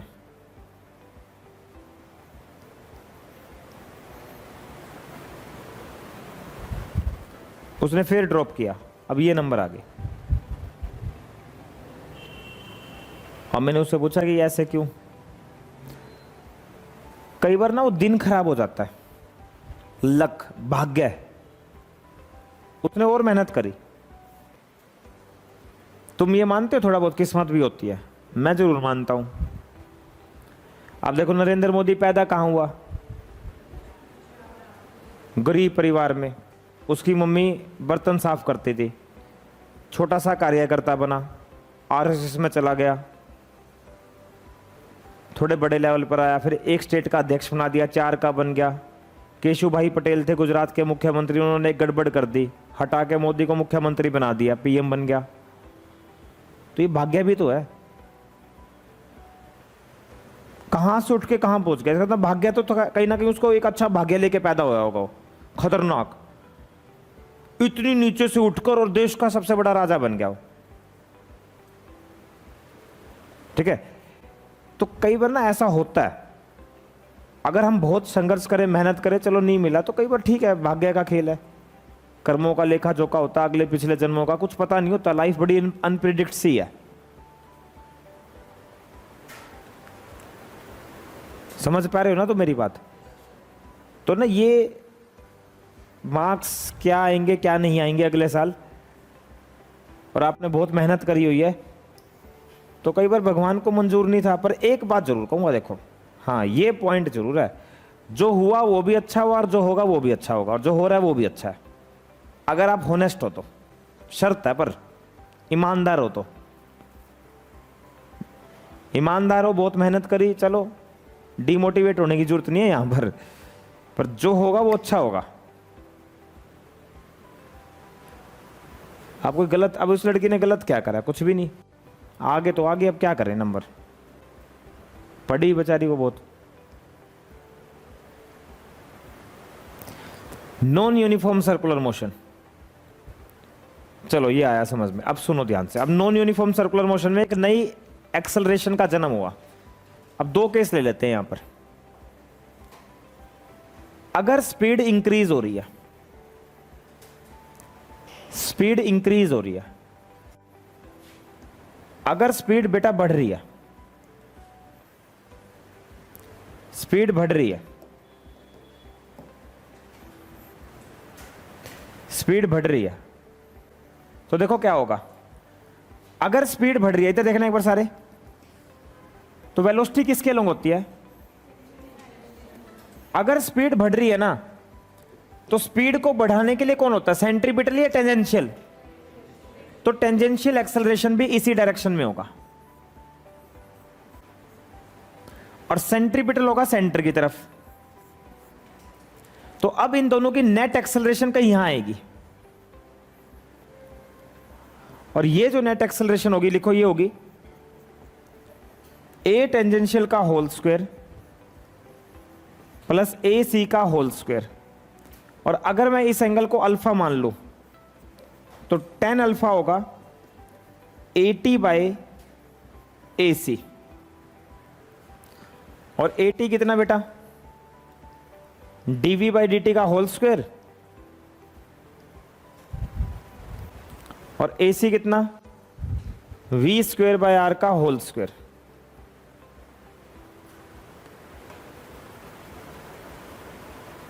अगर स्पीड इंक्रीज हो रही है तो टेंजेंशियल एक्सेलरेशन उसी डायरेक्शन में होगा जिस डायरेक्शन में वेलोसिटी है। Direction of velocity and tangential acceleration same. और सेंट्रीपिटल तो होगा ही होगा, सर्कुलर है तो। सर्कुलर तो बिना सेंट्रीपिटल के पॉसिबल है ही नहीं। और इन दोनों का रिजल्टेंट यहां आया।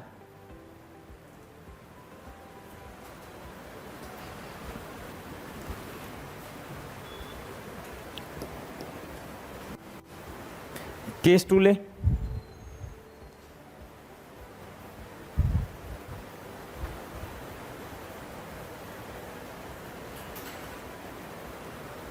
स्पीड डिक्रीज,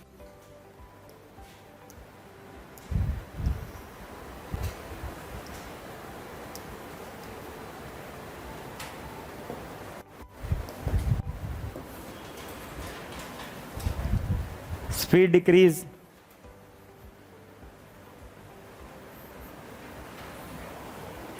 अगर स्पीड डिक्रीज हो रही है, जो स्पीड है वो डिक्रीज हो रही है, तो जो टेंजेंशियल एक्सेलरेशन होगा वो उसके अपोजिट होगा। सेंट्रीपिटल यहीं होगा और ए नेट यहां आएगा। अच्छा, ये टेन अल्फा कैसे लिखा, समझ आ गया था? परपेंडिकुलर अपॉन बेस, 80 तो 80 और ये AC। अगर स्पीड घट रही है तो ये हो गया, और ये अल्फा मान ले 80 बाय AC।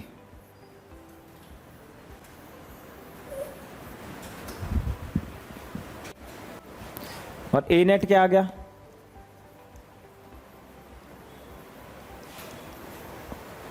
AC का होल स्क्वायर प्लस 80 का होल स्क्वायर।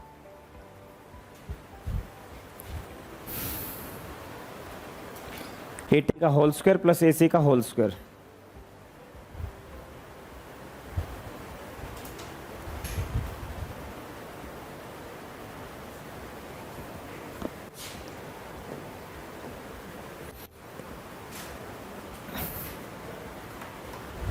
एटी का होल स्क्वायर प्लस AC का होल स्क्वायर।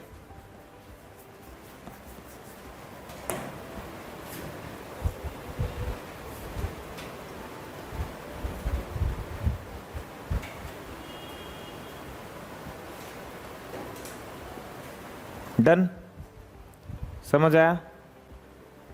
चलो न्यूमेरिकल से समझ में आएगा, बढ़िया। क्वेश्चन लेते हैं, लिखो।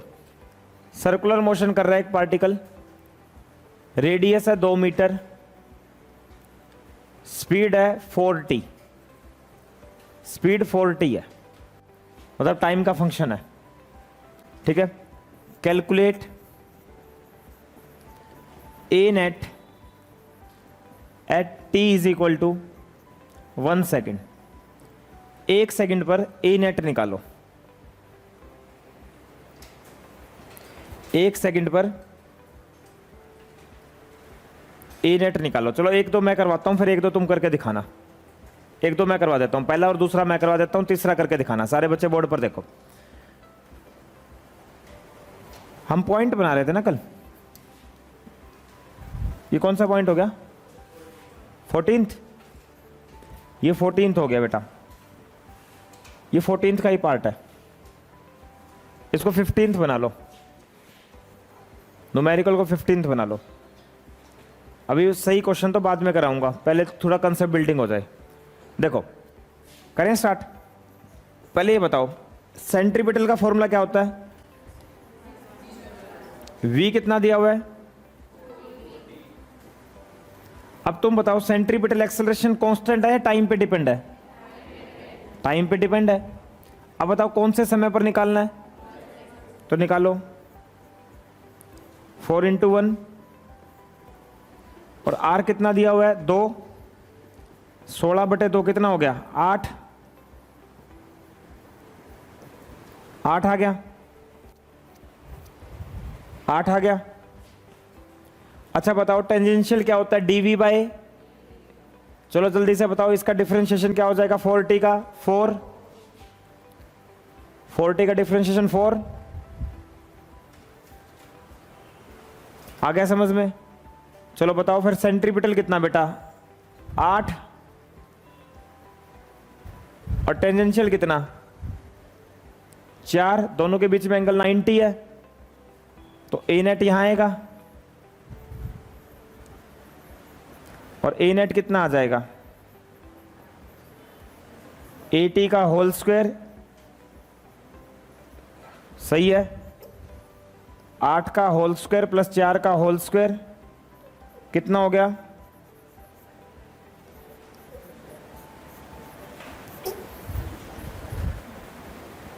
कितना आ गया? 80। 4√5।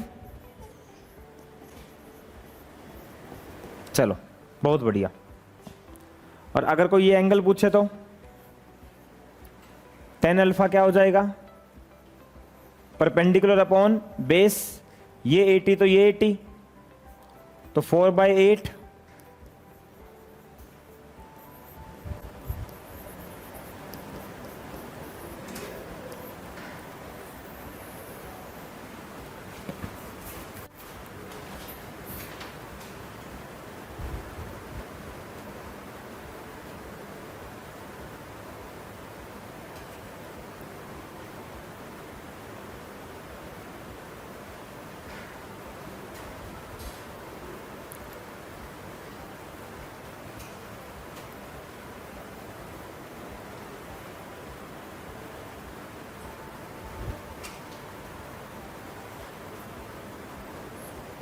सही है।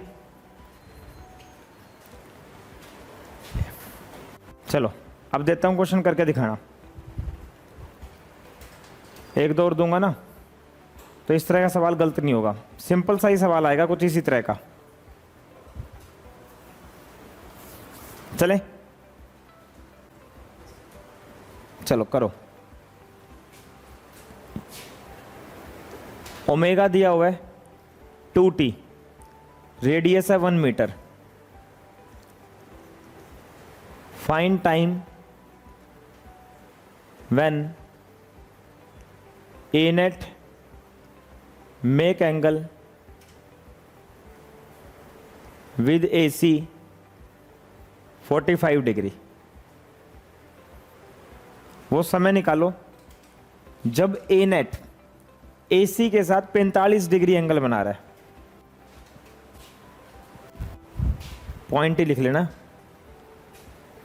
16। निकालो।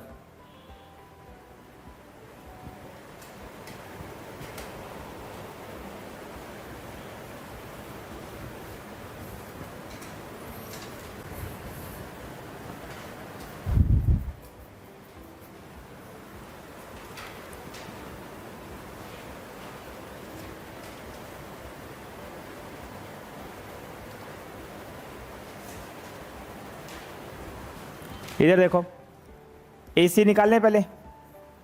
AC क्या होगा? R omega square. R कितना बेटा? 1। ओमेगा कितना? 2t का होल स्क्वायर 4t स्क्वायर। ये आ गया AC। AT क्या होगा बेटा? AT R d omega by dt, याद है फॉर्मूला? R कितना बेटा? 1। d ओमेगा बाई dt करोगे 2t का डिफरेंशिएशन करोगे 2, ये आ गया। आया समझ में? अब तुम क्या चाहते हो? एंगल कितना हो जाए ये बताओ। तुम क्या चाहते हो? तुम्हारी डिमांड कितनी है? तुम इस एंगल को कितना चाहते हो? tan 45 क्या रख दूं बताओ? 80/AC। tan 45 कितना होगा? 1।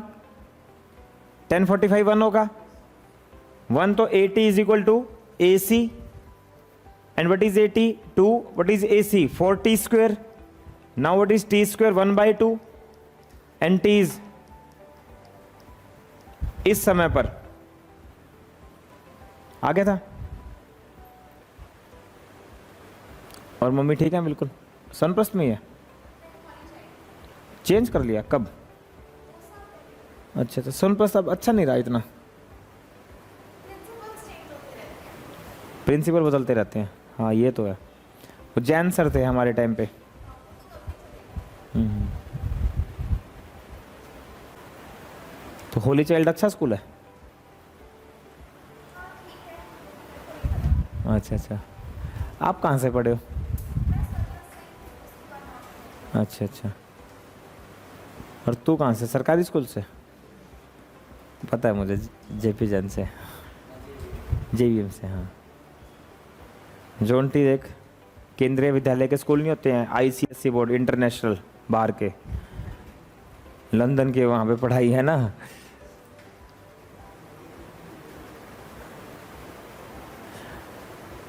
एक और दे दो ऐसा क्वेश्चन, मोदी के साथ? सही में? सही बता। आइए, वो मोदी के वहाँ ऑफिस में सफाई कर्मचारी को जानता होगा, है ना? मोदी की दुनिया भर के सिक्योरिटी गार्ड है। पागल, कितने सिक्योरिटी गार्ड है मोदी को भी नहीं पता ये।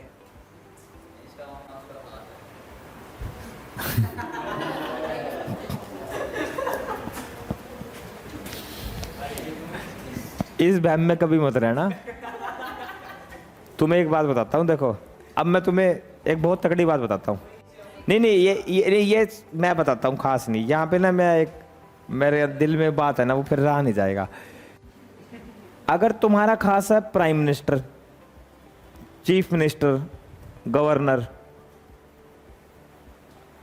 ये कभी काम नहीं आते। ये इतनी ऊपरली रैंक है कि ये बिल्कुल होनेस्ट रहेंगे। और ये मोदी को क्या मतलब, जोंटी कौन है? हाँ, अगर तुम्हारा खास विधायक है, यहाँ का कोई पार्षद है, तो ये लोग काम आ सकते हैं। ये तो भाई गवर्नर है ना, गवर्नर, गवर्नर हमारे एक रिलेटिव में खास है गवर्नर, बिल्कुल कोई कौमी का मतलब ही नहीं है। This is illegal.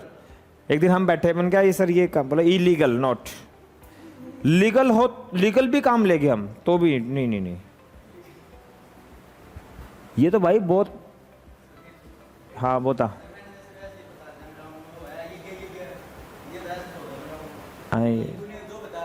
हाँ, तो एक काम कर, तो जिम ज्वाइन कर ले, तुझे एक तरीका बताता हूँ। क्या लेके आया था? मोदी ने दिया था। चलो यार, चलो कोई नहीं। क्या हो गया? थोड़ा टफ क्वेश्चन दे दूं? दे दूं? चलो, अल्फा 4 ओए बोल बता। रेडियस है 1 मीटर, 2 मीटर लें, एक ले लेते हैं। पार्टिकल स्टार्ट फ्रॉम रेस्ट,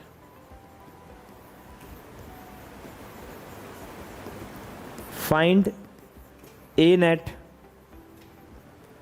16 लिखूं? यहां 16 लिखूं? ये लड़की पगला गई है। निकाल दे बेटा, 2 सेकंड पर ए नेट निकाल दे। अल्फा दिया हुआ है।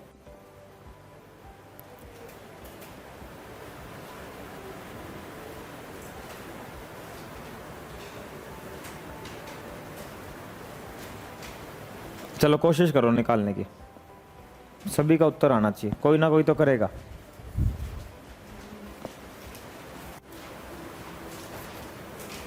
फॉर्मूले भी देख सकते हो पीछे से।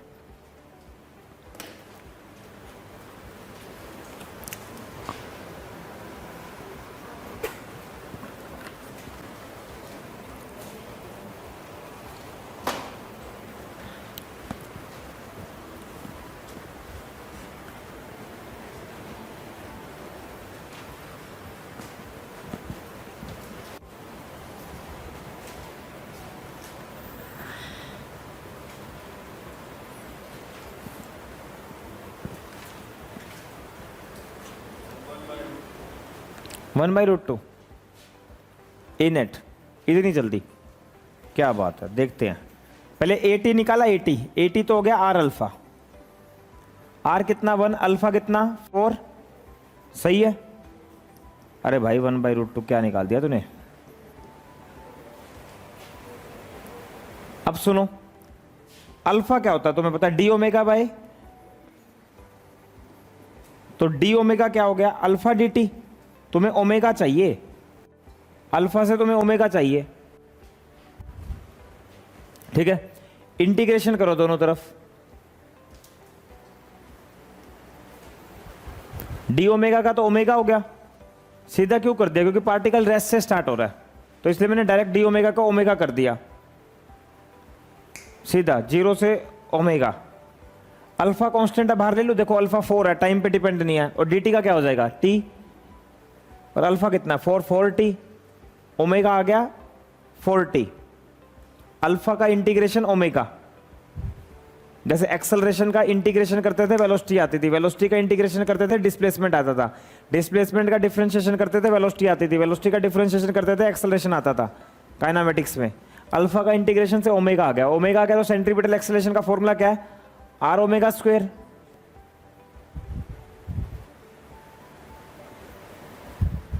आर कितना बेटा 1, और कितने समय पर निकालना है 64, देखना 64 आ गया, और ए नेट क्या हो जाएगा फाइनली, ए टी का होल स्क्वायर 4 का होल स्क्वायर प्लस 64 का होल स्क्वायर। सोल्व कर लेना, मेरा काम था कॉन्सेप्ट सिखाना, इतना टफ आएगा नहीं, फिर भी पता हो जाना चाहिए।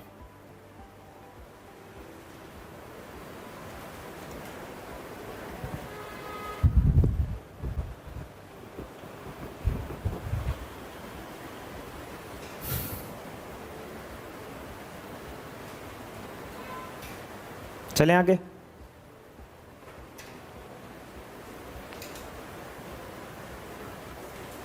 आया समझ में, अल्फा से क्या निकाल लिया ओमेगा इंटीग्रेशन से।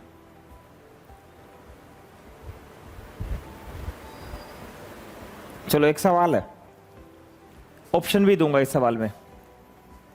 एक गाड़ी है, वो गाड़ी ना टर्न ले रही है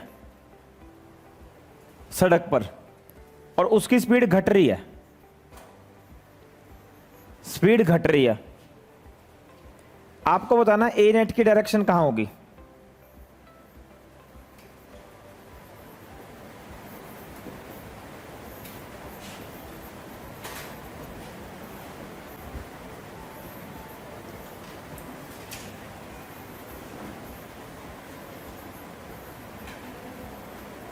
ये गाड़ी है वो टर्न ले रही है सड़क पर, ए नेट कहां होगा,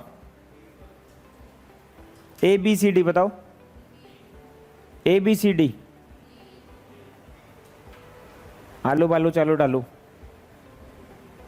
बताओ, अनीता आंटी, बसंती, चंपा, डोली, आलू बालू चालू डालू, अनामिका, क्यूट, चालू, चंपा, चमेली, डोली, ढालू, डोली, डोल, ढोंटी ऐसी डी से ढोंटी। चलो प्रांजल आप बोलो सबसे पहले, डी, आप बोलो आरुषि, बी, डी, शाही तू बोल अब, सी, तू अलग प्राणी है, तू अलग काम कर दे, तू एक नया ऑप्शन बना के वो बोल दे, इनमें से ही बोलेगा, बी, बी ए नेट, आप बोलो, डी, आप बोलो, डी, नाम क्या आपका, समीर, वेरी गुड, आप बोलो, बी, वेरी नाइस, आप बोलो सुरभि, डी, एक्सक्यूज मी, आप बोलो, बोलो बोलो बोलो, हैं, डी, डी, आपका नाम क्या है आपका, आपका तो पता आशु है, आशु याद है आपका, लक्षिता, आप कौन सा, चल आशु तो ही बता दे, चल आप बताओ क्यों, आपका नाम वो क्या कहते हैं, भूल गया मैं, चल बता ही दे, साक्षी बताओ कौन सा ऑप्शन, क्यों,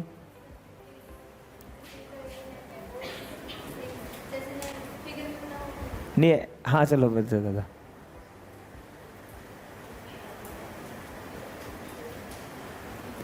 मतलब स्पीड घट रही है तो टेंजेंशियल नीचे, सेंट्रीपिटल इधर और ए नेट इधर। स्पीड घट नहीं रही है, स्पीड घट रही है तो टेंजेंशियल उल्टी डायरेक्शन में नहीं आएगा। हाँ क्या, हाँ तूने क्या बोला था? और ये सी कौन बोल रहा है? तू यार क्या गंदा काम कर रहा है यार तू। 10 बार ड्रॉप करने का मन है। स्पीड घट रही है बढ़ रही है? तो टेंजेंशियल सेंटर की तरफ ए सी और ए नेट इधर। एक और देता हूं, ए नेट बताना। ये पेंडुलम है,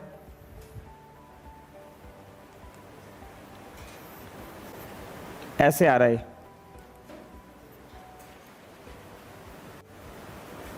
ए नेट बताओ।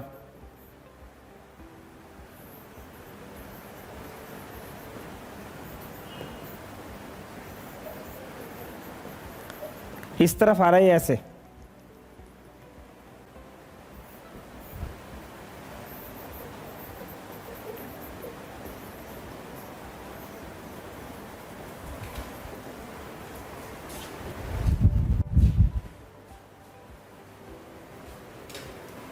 पेंडुलम रिलीज कर दिया, ऐसे आ रहा है।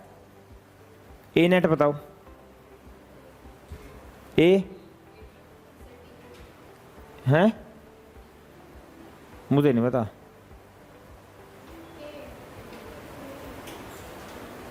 ए नेट बताओ, रिलीज कर दिया उसको। पहले तो ये पता लग गया ये सर्कुलर कर रहा है। सर्कुलर करेगा तो सेंट्रीपिटल तो होगा, इसकी स्पीड बढ़ेगी घटेगी? तो टेंजेंशियल भी, मतलब टेंजेंशियल भी होगा। स्पीड चेंज होगी तो टेंजेंशियल भी होगा और सेंट्रीपिटल भी होगा। तो ए नेट कहाँ है? कहाँ बोलो? A B C D, A B C D, A B C D D. A C centre की तरफ, टेंजेंशियल इधर, ए नेट इधर।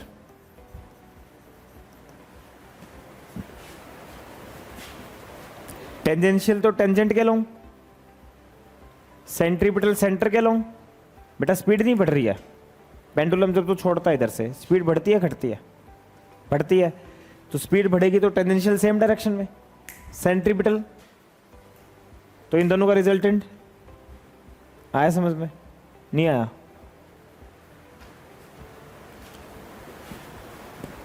ये आ गया समझ में? ये वाला, ये इंपॉर्टेंट क्वेश्चन है, ये पेपर में आ सकता है, ये कई किताबों में है सवाल।